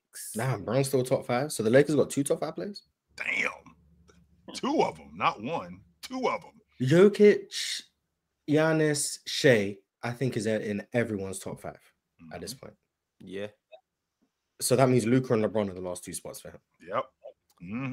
You know, I really don't think that's ridiculous to say. He didn't say Luka. Since you want, if that's not ridiculous to say, man, last time I remember, chat right now. I know he got Luka in that top 5. He's not gonna say if Luka and James are both top 5 players. I'm trying to remember the last team that had 2 top 5 players on the unit. Shaq and Kobe. They won the NBA championship. Steph and KD. They won the NBA Stephen KD for sure. Stephen KD They won the NBA championship. Bron and Wade too. They won the NBA championship. Anyone since Stephen KD? No. Bron and AD. Yeah. You know, it's funny. Won the NBA championship. This Luka and LeBron thing reminds me a little bit of the Kobe and Shaq thing, except they get along phenomenally. Big brother, little brother, that whole thing. Well, they're the same age. Actually. Pardon? Yeah, they're the same age. I just want to put that out. KD and Anthony Davis and Kyrie Irving, they're the same age. Oh, he was my Luka and Bron. No, I'm talking about Luka and Bron. Oh, okay. I got you. Yeah. I mean, we're not thinking about it the same way because LeBron's a wing and Luka's a guard or a wing or whatever. But I mean, in terms of where they could play on the floor, I would love to see LeBron play in the lower third of the floor and Luka initiate the offense. That'd be dope hoops. They do use him, Penn, and they use James a lot in pick and pop, pick and dive, pick and short roll action. They use him a lot in that kind of stuff. So I think that can work with James. What do they say now? What do they say now on the internet? Grab your popcorn. It's going to be cinema. It is. But this ain't the same level of dominance though. What y'all think the show gonna be cinema though? What's up, Weezy? For the Lakers gonna be Luka, Austin Reeves, Dorian Finney-Smith, Braun. I will very much consider bringing Austin Reeves off the bench. I don't think Luka and Austin Reeves can play together. Why not? Defensively. What other defenders? It's a redundancy of skill sets. Like I will put Gabe Vincent in there. No, I will put Dorian Finney-Smith. Yeah, for sure. Like that's a lock for me. He's in my lineup. I will put whoever the hell is my center when I eventually trade for him. Right? Vando. Luka's. I think you might with Luka and Braun, like the way that they can command, the floor and how they can find guys. Like you can make serviceable role players look like sub all stars. Like, they can make people look very good. You just got to get them the pieces. You got to get them a movement shooter, and then you got to give them a secondary initiator or maybe a borderline primary initiator. I would look at Dalton. Does that not sound like Austin Reeves? Sounds exactly like Austin Reeves. That sounds like Austin Reeves and Dalton Connect. Sounds like both of them. It sounds Austin Reeves. You just need to. I mean, shoot, I would look at Dennis Smith Jr. too, in the buyout market or in the free agency. Just sorry, he's overplaying. He's playing for Real. I mean, he'll buy him out. He will come back though. Like the buyout market. He picking up. I'm saying it right now, Mars. Lonzo Ball to the Lakers. Hey, man, we got Lonzo, man. Hey, that's a Lonzo. I mention that? Luka, I mentioned that yesterday, but that's Lonzo would be amazing. No, that's a hell of a pick. Actually, I heard Lonzo to Phoenix. He better than Tyus. Way better. Yeah, but you can't absorb that salary. Yeah, buyout market. Yeah, but they can't because he's making $20 million. I don't understand. They don't. But I don't think they can. They don't get someone who was making $20 million before the buyout. I don't think they correct. So basically, they can trade Yusuf Nurkic for someone who's making less than Yusuf Nurkic or exactly what Yusuf Nurkic is making, as long as they're a second apron team. They cannot trade him for Lonzo Ball because Lonzo Ball makes more than Yusuf Nurkic, if I recall correctly. All right, Lonzo does. He makes that $2 million more. But Lonzo, wherever he goes, if he does go to LA, I would do Lonzo for Gabe Vincent and. Oh my God! I would do Lonzo for Gabe Vincent in the second round pick. Or Ronna do it today. Ronna hand Gabe over for whatever you selling. Ronna hand him right over. Lonzo, just give me the 6-pack. I don't even need the bucket extra. Still good. So like, Ronna pay me for the chicken. Lonzo, man. Yeah, pick on $5. Chill. Give me that chicken too. That would be fantastic if they get Lonzo. I believe that'd be an amazing move for the Lakers. But SMN RNDM said this overweight and conditioning is blown out of proportion to excuse this trade. Nico has been on a power trip since he joined the team. He's been firing Luka's people and tensions between them rose. Plus, Nico loves AD. It's his guy. True. Yeah, he wanted AD. I don't think that's any secret. And he probably wanted off of Luka, which is evidenced by the fact he proposed Luka in a trade. So yeah, this was probably all just about like Nico Harrison just getting what he wanted, and destroying Dallas in the process. Shout out to him. Weird, man. He's weird as hell. Caio Martinez sent through a members chat and he said, "Mars back in the starting lineup. I see. It's temporary. Good to have you back, Mars. Yeah, just single game thing. Swiping out here. I had to step up, but back to regular scheduled programming soon. All right. DSG Piccolo said also, if Golden State needs a forward, Grant is available. I wouldn't be surprised if they called for Jeremy Grant. That's all I've been hearing from Trailblazer. That's all I've been hearing about Jeremy Grant on the trade market. Like, y'all just want to hand him over, get him up out of here. What's going on with Jeremy Grant? A, he's not good, and B, he's making like $35 million a year. Yeah. Like, why would anyone? That contract is he better than Kyle Kuzma though? Yes, I think definitively by a lot. I think it's a gap. I do. It's noticeable, but I also think he's making a lot more money. So like, he's making 30. He's making 29 this year, 32 next year, 34 the year after that, and then has a player option for 36. Like, no one's trading for that. But it is a terrible contract for sure. Shout out to Jeremy Grant though, get your money. But he can shoot. Yeah, he can knock down shots for sure. Medved said Mavs new owners, Adelsons, want to expand their casino empire in Texas. They will use the Mavs to threaten to move the franchise to Las Vegas if they don't legalize gambling in Texas. Shout outs to Medved. That's one of our community members. But what's that got to do with trading LUKA? It's easier. Are they saying they'll destroy the franchise if they can't legalize gambling? Is that what they're really just reaching? They're just really reaching right here, Mars. I understand that. I understand there's behind the scenes things they want to do in terms of legalizing gambling. Blah blah blah. What's that got to do with trading LUKA? In the whole state of franchise Texas, and bringing it to Las Vegas. The whole state of Texas. It's the city of Dallas is the city of Dallas. The state of Texas is the state of Texas. The whole state does not care about the Mavericks like that. Like they might value the Mavericks, but the Texas isn't Dallas.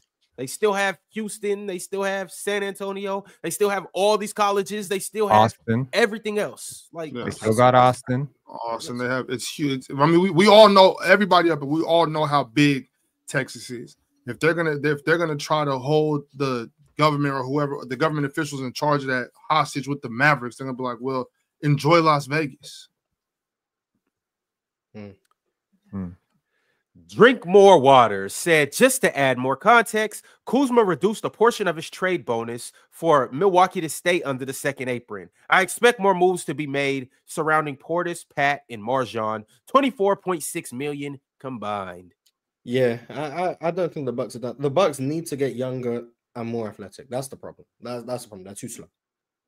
So if they make moves around those three, although Marjan is like athletic, so interesting. But like if they were, they're not done. I don't think they're done either. Long story short, I do want to say I am extremely angry that we have to. Not angry. I'm extremely sad that we have to let go of AJ Johnson. Yeah, I was gonna ask you about AJ going to Washington. You think he's gonna play?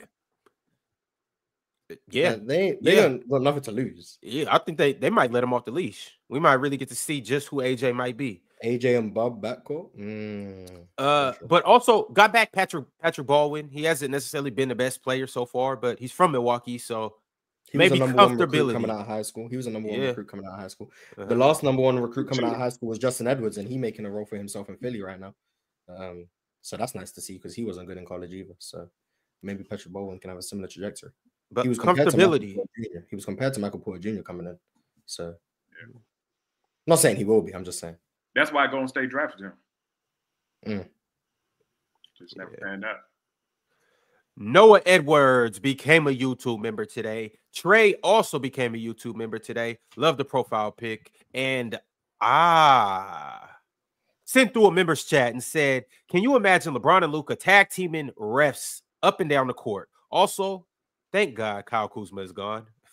Oh, you're a Wizards fan? Down. I feel bad for them refs, man. Man, LeBron don't even complain like that, man. Oh, okay. Yeah, I never really seen LeBron like get angry at the refs. What about that time he threw that temper tantrum like a toddler? He definitely got hit. He got fouled 100%. 100% he got fouled. I think but the drop to your knees and kick the frame like I don't even think Ox, that was for the game, by the way, Ox. Just so you know. I know, but I'm not. I think he was just. I think he was just a bit. I think he was a bit annoyed. I don't even think he was that upset. Whatever you call it, upset, annoyed, peeved, perturbed, whatever you want to call it. That crazy. Like all he did was say, "Oh, okay." That's all he really Yep, that's what happened. That's what happened. He didn't just drop on his knees, kicking and screaming on the hardwood. He lost his balance a little bit, but you know, I was worse than when Pat Bev went and grabbed the camera. Oh wait, that's Pat Bev, man. Cheese, our latest Hall of Famer, sent through a members chat. He said Lakers won the trade, and by the way, OG, your guy sucks. Who's your guy, OG? Yeah, who's Tatum. Your guy? Jason Tatum. Jason Tatum. He sucks actually. Jason Tatum has not been very good shooting the basketball lately. He hasn't been, and they've still been winning. I mean, I think him and Brown yesterday went 8 for almost 30 for the game. Oh, 2 for or 3. I think it was 3 for 13 at the long ball line, and they still won. So, I mean, it still works. Still works. Justin said 40-year-old Bron still more efficient than Tatum. Heartbreak emoji. Yeah, he is. Kale Wilson became a YouTube member, and then a couple other people became YouTube members, courtesy of Cheese. Back-to-back days. Not only does Cheese become a Hall of Famer, Cheese then gifted 10 Players' Choice memberships yesterday, and then turned around and gifted another 10 Players' Choice memberships today. So shout out to all those 20 people that got Players' Choice memberships. Be like Cheese and upgrade your membership to a Hall of Fame membership. DJ also became a YouTube member. Salute to DJ. Appreciate you for coming through. SMN RNDM said he just wanted AD. He is a GM. His role is asset management, not to get what he wants, but to get the most out of the trade. Telling you some teams would have sold their soul for him. Luka averages the most minutes per game. I guess that's what he's saying. You want AD role manager, Luka averages most minutes per game of what? I mean, obviously the most minutes per game is not even about players. It's also about the staff. Nico has been getting rid of his players since the beginning. Nico is on a power trip from the beginning. I mean, he's the GM. He got the power. He does have that. That is a fact. SMN R&DM also said you blowing it out of proportion. Luka wasn't happy. Sure, but he still went out there and played the best basketball on the court. Problem is, Nico made it a mission from the beginning to push him out. And when they win 2 championships, he's going to look like a genius. Not to me, but to you guys. Scouts Honor became a new member. Shout out to Scouts Honor. And then Scouts had this to say. Basketball is a game of mismatches, or a game of matchups. Lakers can win a finals unless they go up against that Serbian up in the mountains. Well, they need to make moves. Like right now, this team ain't winning anything. But this year, I mean, if they get a big and they get some more perimeter defense who can make some shots, then like ideally they would have just kept Max Christie, being honest. But like they got Luka, so I'm not going to tell them what to do. But they need perimeter defense and they need a big. And then who's the big they need, John? That's all I was trying to figure. Robbie Williams. They need a lob threat. They need a lob threat who can protect the rim and defend the pick and roll. Robbie Williams. I like Rob, and I love Clax. I'd Robert Claxton. I just don't know. I don't even know. I don't know if Claxton's even attainable. But Claxton would be the person I'm trying to get. What's his money like? Kessler. He just signed a deal for $100 million. He's on a book for like $20 million, $25 million. I also heard Jakoporto too. Jakoporto, however you say his name. He would be further down my list, but Claxton would be my priority number 1. Walker Kessler would be number 2. Robert Williams would be number 3. Jakob Poeltl will probably be number 4. And then number 5 would probably be like a Mitchell Robinson or something. I don't know. What about I think all of them dudes. Who? Miles Turner. Miles Turner would probably be above Poeltl. So I'd have Claxton, Kessler, Robert Williams, Miles Turner, Jakob Poeltl. That would be my top 5. I'll be after Miles Turner. Yeah, he is expensive, but that's the dude I would be after. Now, Miles would be a good look, but the Pacers aren't about to just because they're still trying to compete. They're not about to call for Miles Turner just for. I think Miles Turner free agent after this year, and I get a third team involved, as a wise man would say. This is a contract year for Miles. Yeah, and he on the books for a little bit of money. So with him being on the books for the last 2 years too, they've been trying to get rid of him. Yeah, he on the books for a little bit of money. With him being on the books for a little bit of money, why wouldn't they just, especially considering they went to the East Finals last year? I think they in 4th place right now in the East. They're top 5 seed in the East. They're in 4th place, sitting in 4th place in the East. Why the hell are we giving Miles Turner to the Lakers, and what are they giving us in return? If we so that he don't walk away for nothing, chill. Because if the offseason comes up and he has the opportunity to sign with the Lakers or stay in Dallas, I think Miles is taking his talents to Southern California. So if that's true, Ox, then they would have been. They should have already got off of him. Why are we waiting to the trade deadline? What are we waiting for? I don't know. I can't speak for them dudes. I just know they might try to get a little something from him. You know what I'm saying? Rather than gamble on the free agency situation. Yeah, I don't know what they're thinking. I'm just trying to throw it out. No, I get what you're saying, Ox, because I'm an advocate. If you're whomever you got on your roster, if they don't re-sign coming into the season, I'm moving them. because I'm not letting them walk out the door for nothing. No, I'm not trying to hear that. So he's getting paid $20 million. I think that they playing with fire here with Miles Turner. If they don't move him, which I'm still having a difficult time with that. If they don't move him, yeah, they playing with fire. And why the hell would they give him to the Lakers? I mean, it's gonna have to be a 3-team deal because the Pacers are gonna need a starting caliber center back. Okay, in order to compete. I feel like a lot of players who could start don't necessarily start. So we end up, when we think about who should go to the Lakers, we only think about the guys who are already starting. I'll bring up a name that I think could be good for the Lakers, and that's Day'Ron Alex Len? No, Day'Ron Sharp. Day'Ron Sharp off the Brooklyn Nets. I actually like him, and I feel like he could fit with what they want to do. And next to Luka and next to, LeBron, I think he could thrive. So I don't know. This is where your scouts get paid, man. Like, I think a lot of people think about scouting, they think about college and EuroLeague, but your scouts need to be at games. They need to be watching the whole league. And when these guys come off the bench for these 5-minute stints, you need to be like, that's a starter right there. Because, some of these bad teams, they don't use their players properly. You know who's the underrated center that was on the Lakers before that I think they should bring back? Mo Bamba. We can run down the line, Weezy, of underrated. I mean, they had Zubac on their roster. Yeah. Well, I'm talking about Brook Lopez. His roster right now, a person who could a lob threat, block shots, shoot threes. I think he'll be perfect. We talking about, and he's not expensive.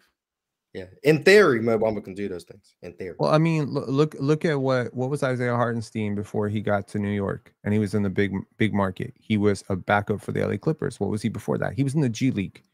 So, like, you got to identify these dudes. I mean, the Knicks got him on a steal. So now Mitchell Robinson goes down. Do you realize last year, if Mitchell Robinson doesn't go down, Isaiah Hartenstein probably still there? He's still a rotation guy. Still.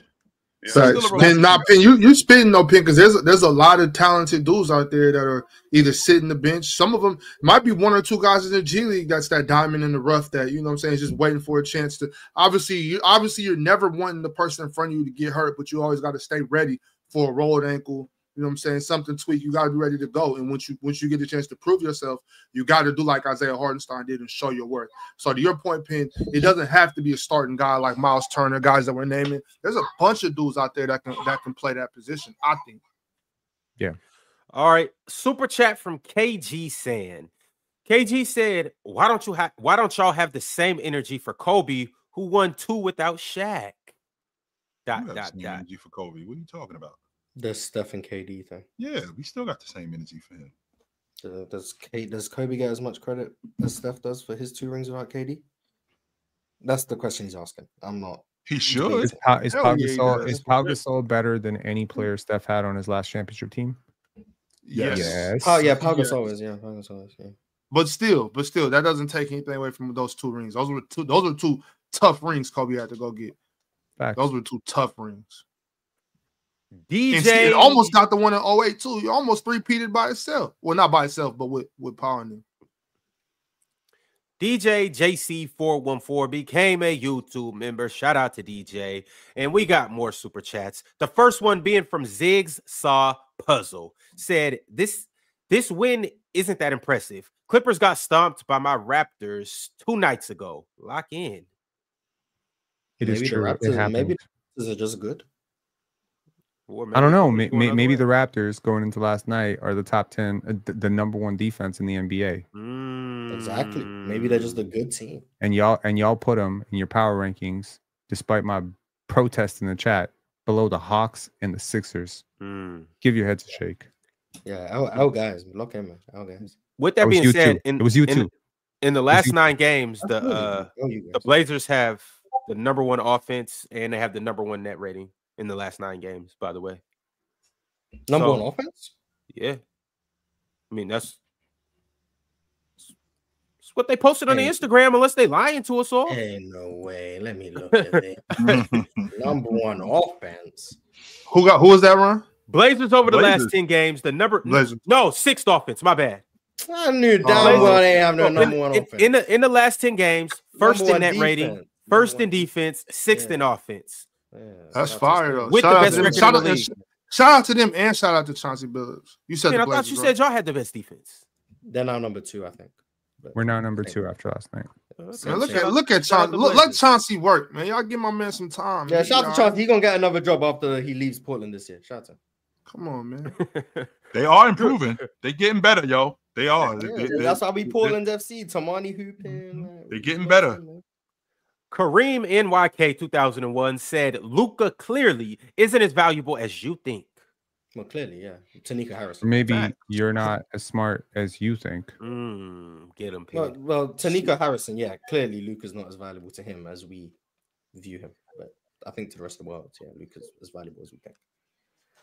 Realist 123 said Kawhi Leonard, bum ass 32-year-old, and LeBron at 40 is still better. We winning it all. I told you once Vando's back, our defense will be scary. Yeah, chill and calling Kawhi a bum ass. That'd be so crazy. The Lakers win another trip. That'd be so wild. Luka Finals MVP. He better than Jokic. We here. Another super chat from Polis Zatzikiriakou. Zatzikiriakou said Luka will never win an MVP or championship if he keeps being out of shape. Joker got in shape and got rewarded. He'll win an MVP and a championship. I'm pretty confident. Do you think that it's because he's now in Los Angeles? So, like the stuff that he was doing in Dallas, now that he does that, if that translates to Los Angeles, it would be because of the narrative. It wouldn't be because he wasn't previously doing this.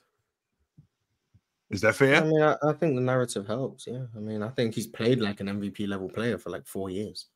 So, I mean, I just think if he stayed in Dallas, I think he would have won one at one point. So, I don't think it's because he's in LA. I just think Luka is a player who probably is going to win an MVP. He's now in LA, so if he wins an MVP in LA, then that's why he won the MVP. But I don't think it's because he's going to win it because he's in LA. So, you know, the entire. Go ahead. I'm sorry. He ain't win it in Dallas because Jokic was playing better than him. You know, the entire narrative of this whole thing is about how Nico Harrison loves his Nike guys, and how he wanted AD because he was a Nike guy, and how he was a previous Nike exec who blew the infamous deal with Steph. I was gonna say, ain't he the one who messed up Steph's one? Oh, he is. He definitely is, and he messed this one up too. But you know what I was thinking is, you know who probably is the future face of Nike? He's a Laker right now. His name is Luka Doncic. Wemby? Luka. I mean, Luka signed to Jordan. First of all, I mean, Jordan is Nike, but Luka's team Jordan. Nah, the face is Cristiano Ronaldo. It is what it is. It's Jordan brand. It's Nike. Okay, yeah, so like legit, I feel like that's the big winner here. Like you just got like the dude in the biggest market for him. You know what I mean? And no disrespect to Jokic or Wemby or any big. You're not the face of the league. You're never going to be the face of the league. People cannot identify with people who are 7'2", much less 7'4". It's just not going to happen. Luka's I identify with Wemby. Luka's play. First of all, none of these players are technically identifiable. People can't. That's what I'm saying. People can identify with any of these guys. I mean, the truth. I can identify with Yuki. Okay, the reason that Steph Curry was identifiable is because you can mimic his moves. You can mimic his moves in the driveway. That's why you want to buy his shoes. Well, you can throw the shot up. It ain't gonna go in, but you can. I guess like you could throw it up. It's something like Allen Iverson was like the biggest deal when it came to shoes, right? I had all of his shoes. It's because it's kind of like a guy my size, you know what I mean? Like that's the average human being is about 5'9" to 5'10". That's the average man around the world. So when you start being 7'4", you just become unidentifiable. Right. Like I don't think Wemby will ever be the face of the league. They can push it down people's throats all they want. Wemby's great. He's not gonna be the face of the league. The face of the league is almost always gonna be a wing or a guard. Yeah, people really thought they could be MJ. Kevin Durant not playing tonight. I wonder why. He tricked me, Mars. That mother, you know what? I'm drinking Gatorade. AD not playing because sure. That's because you closer to that size of person. Most people aren't your size. Sure. That's true. All right, y'all. I got another super chat from 20 Hardaway. 20 said, "Bye, chill." 20 said, "Mars, we beaten Newcastle today?" ? Also, shout out to the panel. Besides Ron, 100. Great show as always. Even though Chill washed the fuck up and Penn be thinking he on a TED Talk. I didn't even know he was. It's not a TED Talk. My bad. Yeah, I didn't even know he was playing today. So I apologize, chat. I was misinformed. I guess we're being Newcastle. Yo, Weezy. What's up? Your top 10, my man. Oh, what you got for us? My top 10. Let me go on my list, man. I got MJ at number 1. Yes. I got Braun number 2. I got Kobe at 3. I got Kareem at 4. All right. I got Shaq at 5. I got Steph at 6. I got Bird at 7. I got Tim at 8. I got Russell at 9. And I got Magic at 10. At least we made the top 10, man. At least we made the top 10. Dope list. Tim Duncan's a little too low, but dope list. Yeah, Bill Russell's a little too low, but at least he's in the top 10. That's progress. Oh yeah. Only person I left out was Wilt, because I felt like, you left Magic off too, right? No. You got Magic at 10. No, Magic is at 10. Magic at 10. I didn't hear Scotty. A little too high. Scotty? No, Scotty's crazy, but whatever. He's talking about Barnes. He has Steph at 6. So no Hakeem. Interesting. Okay. So Wilt and Hakeem are like the major ones that are missing out. So all we got to do is just take Magic off the list, put Hakeem on there. Yeah, it's not too bad. Yeah, it's not too bad. Shout out Shaq top 5 though. I like that. Yeah, Shaq, he was the most dominant. It's like you gotta put. Yeah. It was cool. MJ at 1, understandable. Bron at 2, I guess whatever. Kobe at 3, yeah, whatever. Kareem 4. I mean, Bill Russell. Bill Russell got to be top 4, but I get it. Shaq 5, valid. Steph 6, way too high. 7 was Bird, decent. Tim Duncan 8, I guess. 9 Bill Russell, like I said, move him up, and then 10 Magic, way too high. But like other than that, it's not bad. It's not bad. Magic too high? Way too high. Way too high. Where do you have Magic at? I don't have a list. I just know he's just way too high. He top 75 for sure, but like top 10 crazy. Yeah, but it's not a bad list. I'm not gonna lie. I expected worse from you. You don't think Magic's top 75? Crazy. But yeah, I actually think you came up with a better list than I expected when I heard you say that Dallas won the trade. Yo, you ever seen the quote that is misattributed to Tim Duncan on him versus Shaq for most dominant? Have you seen that floating around the internet? No, I haven't. No. Okay. So this is a fake quote by Tim Duncan, but it's all facts. Tim Duncan has spoken. Shaq, stop saying you're the most dominant. We both played 19 seasons, yet I have more total boards, total dimes, total steals, total blocks, more MVPs, more rings, same number of finals MVPs, more first team all NBA selections, more all NBA selections, more first team all defensive selections, more total all defensive selections. Sorry, first team all defensive selections and all defensive selections, period. And I won 2 titles without a top 75 guy. And I got it done with the same team that drafted me. You didn't. Can't say it was because you were in the West. I was there too. Can't use the era argument. We played at the same time. Sincerely, Tim Duncan. Obviously, Tim Duncan never said that, but someone said it on his behalf, and it's all facts. That's amazing. Shaq's still better than him, though. But that's amazing. Shout out to Tim Duncan's resume. It's amazing. Tim Duncan never averaged 30 points. So when we say dominant, we really mean by scoring. Yeah, he never shout out to Tim Duncan, though. All-time great.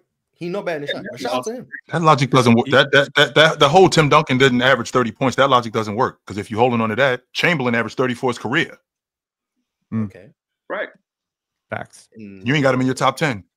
So I think Shaq just said Shaq averaged 30 when the pace was like 90. Will averaged 30 when the pace was 120. So actually, he averaged 50 when the pace was like 100. He averaged 50. We clear. Yeah, I mean the pace was still 120 his whole career. So like he averaged 30 for his career in a league that averaged 120 possessions a game. So that's the difference. Not all 30s are the same. 30 in 2002 is different than 30 in 1962. So you'd have to equate it equally. And I think if you balance it out on a possession basis, I think we'll average like 29. But like, we already went over this, Mars. We already went over this. I think that relative to era, I think Wilt was today. I think that 62 season that translated to 32-17, and I think 7 blocks. I think that's what it was. Relative blocks to weren't this even tracked, to so what's that would going have on to be there. manually tracked. Yeah. But yeah, Will Fellas. was amazing. I think Will has a very strong case to be top 10, especially over Magic Johnson. But I got to get back to these super chats. As much as I would love a Shaq versus Tim Duncan debate, that would be awesome. But I just got a breaking news super chat from DSG Piccolo that the Pelicans are trading Daniel Tice to OKC to move below the luxury tax. So there you go. OKC got another center. Nice. Help them, though. They needed one. Oh, and OKC are getting more picks. No way. The rich getting richer. You gotta love it. Realist123 also said Jokic, Luka, Giannis, Shea, LeBron in that order. Also, Kuzma straight doo-doo. Doesn't deserve to be spoken about. Clumsy player. Told you we had Luka and Bron in the top 5. Jokic, Luka, Giannis, Shea, Bron. I think those 4 probably are the top 4 players in the world. I don't know about the order, but those 4. The 5th spot, that's up for grabs. I don't know. 80, what about a healthy Embiid? Oh, Embiid to me, healthy is a top 5 player in the world. It's just does healthy Embiid exist? Embiid got busy last night too. Triple-double. He just plays slow, but it is what it is. And at least he out there. Progress is progress. Rod said Matas is him. We got one, baby. Giddey played good last night. Trade Big Vooch now. Jalen Smith better than dude. Giddey, Matas, Cooper, best white trio ever. Matas was nice. I know he should have gone to Charlotte, number 6. That was the pick. Matas should have gone to Charlotte at 6, but nah, they want to go draft Tijon Salon. But yeah, shout out to Matas. Great pick. No Strays ENT said after all the reports out of Dallas, how are the Lakers going to rebuild around LeBron once Luka retires? Imagine LeBron outlasts Luka. That would be amazing. No way, Mars. You got to bring in another Luka. That's the only way you. Could you imagine if we were in 2030 and Bron just still playing?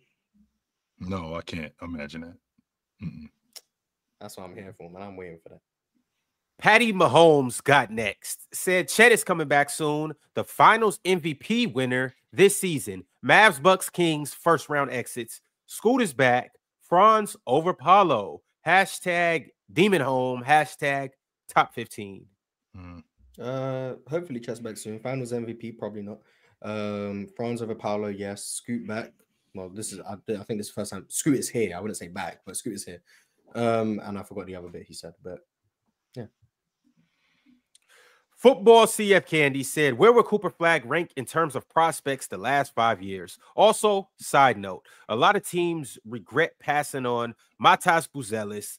WTF did to the Hornets. What did the Hornets do? Last 5 years, what's that, 2020 draft? The Hornets do? What the F did the Pistons do? Hey, respect Ron Holland. Over Matas? Come on, Cooper Flag. Is Cooper Flag a better prospect? I had run over Matas as a pick. So. Is Cooper Flag a better prospect than Anthony Edwards? No. Yes. I think he is. Paulo. I'm not. Yes. Who? Paulo. Yes. Yeah, he a better prospect than Paulo. Wemby. No. Not even close. Absolutely not. Okay. Let's see. Who are the other? Zachary Risachet. I think Chet's a better prospect than Paulo. I do think Chet is a better prospect than. I think Cooper Flag is a worse prospect than Chet, Wemby. I think he's a worse prospect than Evan Mobley. Yes. I think he's a worse prospect than Cade was for me.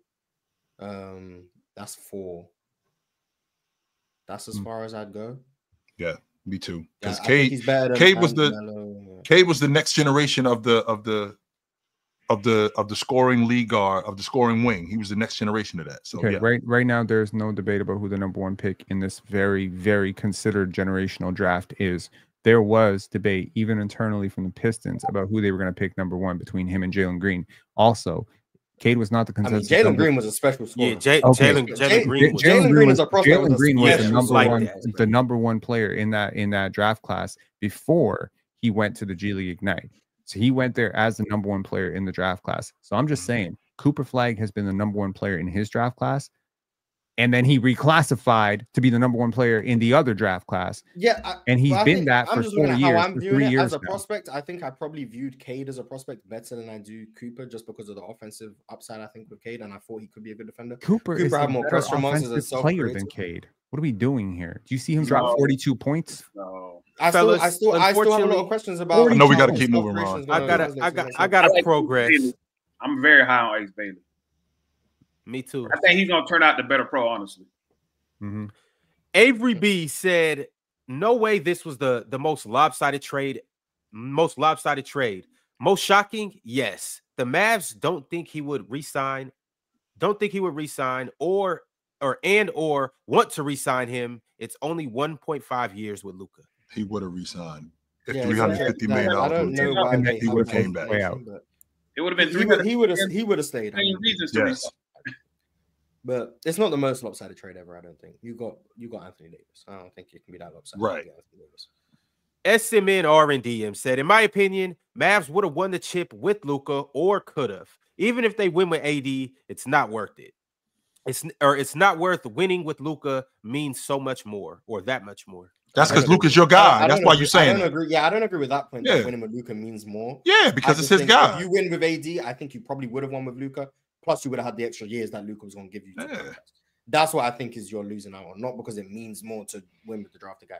Like at the end of the day, a championship is a championship. I don't care if you win it with Dirk or you win it with KG in the trade. I don't care. Like that doesn't mean much to me. But in terms of the extra years you would have got with Luka, that's what you're missing out on.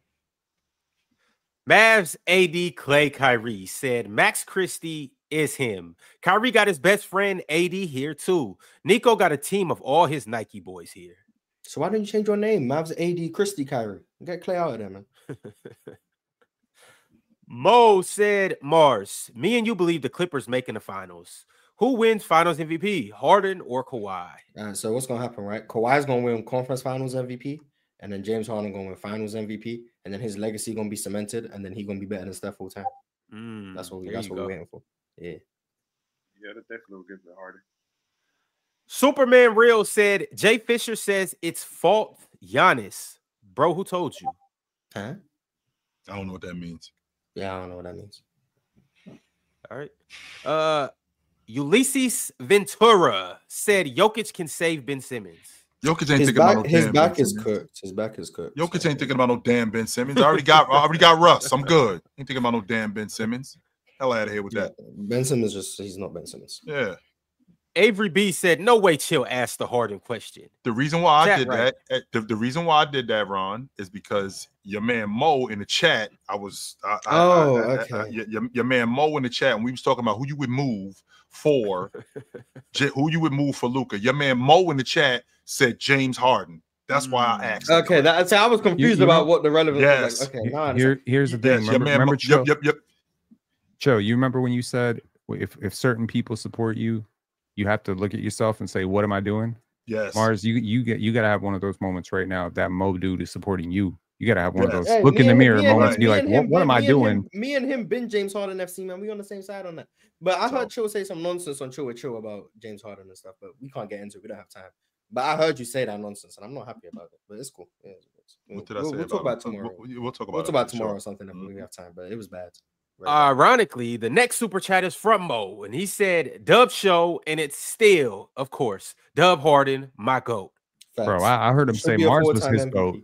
I heard him say Mars was his GOAT. Now Harden's his GOAT. Then I'm his GOAT panelist because I understand how good. How many GOATs you got? You running a farm? I just think this shit is corny, man. Like you dudes will come up here and I just talk this. Yo, this dude doesn't talk anything about basketball. He'll call me washed, but every day he's up here talking about James Harden this, James Harden that, James Harden this, James Harden that, James Harden this, James Harden that. We know how good James Harden is. Can you talk basketball? No, he can't. But you know what he can do? He can talk James Harden this, James Harden that, James Harden this, James Harden that. Give me a break, man. I don't know what thing. LeBron stepped into the Intuit Dome last night and grabbed the Clippers and shaped up that boy beard. Yeah, he took the Clippers and shaped up that boy beard. But I already said I'm on the Clippers train. I'm on it. So James Harden looking FTD right now. So it is what it is. Still should be at least a 3-time MVP. So it is what it is. King of Judah said Devin Booker to Detroit with Cade. He from Michigan. Devin Booker to Detroit. That'd be fire. I don't know for what. I'm just talking about, like, I'm just thinking hypothetically. Pistons have KD book could be fire. The Pistons have assets. They can offer the Suns cap flexibility. They're under the cap. They have multiple picks. They have young players. They could package a SAR. I mean, really, at this point, it's not about what do the Suns want. The Suns want Jimmy Butler. It's what do the Heat want. If you want to make a 3-team deal where Jimmy Butler ends up in Phoenix, you got to think about what do the Heat want. Do the Heat want Asar Thompson? Is he Heat culture? That's who you got to think. I think they would love him. Man, Asar Thompson untouchable, man. He better than Luka. I think the Pistons need a person like Brandon Ingram. I don't think Ingram would be cool. Yeah. Yo, it's like for real. We really got when the trade deadline is 3 p.m. Eastern. It's 23 hours and 47 minutes away, Ron. Oh, damn. So on the show tomorrow, we'll know. We'll have all the trades. If you finish on time, the trades will come through while we're on the show. Yes, all right. While we on the show. Tomorrow gonna be a hell of an episode, y'all. Do not miss it. But in the meantime, we're wrapping up this episode. Logan Messiah said LeBron is Palpatine and Luka is Anakin Skywalker. What is that? Star Wars references? No, Mars, that's Star Trek. Oh no, this is Star Wars, isn't it? No, that's Star Trek. I don't know this stuff. Come on, Emperor Palpatine. Star Wars. Yeah, this is Star Wars. What's wrong with you? Star Wars, Star Trek. I heard Skywalker. I was like, gaslighting. All right, I heard Skywalker. It had to be Star Wars. Greatest said Kai and AD win it all. How does that affect LeBron's legacy? That's what Ox says. I'm gonna be honest, like, do you guys not get tired of legacy talks? Like, genuinely, it is corny, Mars. It is. Yeah. Can we talk basketball? Like, James is not the only guy that plays in the NBA that's awesome. He's not. There's plenty of other dudes that play in the NBA that are fantastic. Other than James, he's not the only other guy that plays in the NBA that's awesome. Give me a break. There's other awesome players in the game. Miko Harris, not Nico. Miko Harris said Hook Porty over Scotty Barnes. Had Buddy in jail. Chill. Are you petrified? The new Isaiah Hartenstein. Are you petrified of Hook Porty? No, but he did elbow him in the head, which was nice. You gotta assert your dominance sometimes. Yeah, respect the new Isaiah Hartenstein, please. Thank you. He is not the new Isaiah Hartenstein. He is. He's German and wears 55 for the Knicks as a big. That's Isaiah Hartenstein. Jay Got Game said Ron tapped into his Skip Bayless. You guys are welcome. Mavs AD Clay Kyrie said, if he break down in LA, then what? Been out 30 games. He played close to 100 games last year. Yeah, he's just trying to be optimistic, man. Shout out to Mavs AD Clay Kyrie. Billowal K said Max Christie's debut was pretty good. He lost. And last, but certainly not least, Dookie Baylocks said LeBron is still better than Kawhi Leonard. Still? Question mark. LeBron's pretty good. He's still washed, but he's pretty good. All right, Weezy, on the way out, do you have anything that you want to tell the people or anybody up here? I got some more. I know my Dallas Mavericks take, but what I wanted to say, the last time AD played the 4 was when they won the championship, right? I think AD's playmaking skills is very underrated. Weezy, we've been up here for 3 hours and 15 minutes. You had the whole 3 hours and 15 minutes to tell us about this. How come we about to close this show? What you waiting on, because now he gets to say it and we can't respond because the show's over. Yeah, it's like punching you in the face and running out the door. They're not underrated. He gets and we just the whole time to tell us this, man. We are changing subject. There's a lot going on, but I just wanted to put that out there. His playmaking skills is underrated to a lot of people. I know they lost Luka, but I think him playing in the high post, throwing like how he used to throw lobs to Dwight Howard and JaVale McGee, I think it's a good trade for Dallas. But yeah, so the trade. You saying he gonna get back to it with Gafford and Lively? Yeah, because he's gonna play a lot in the high post, so he's not a post player. So then they're good because they basically just got Luka Doncic, except he's taller and he plays defense. Cool, that's good. It's good to know. Precisely. I'm glad. Precisely. All right, man. All right, y'all. We're gonna be back tomorrow. Weezy, appreciate you for coming through. Once again, y'all, it's gonna be a crazy ass night, so y'all stay tapped in. We're gonna catch y'all when we catch y'all. In the meantime, we out.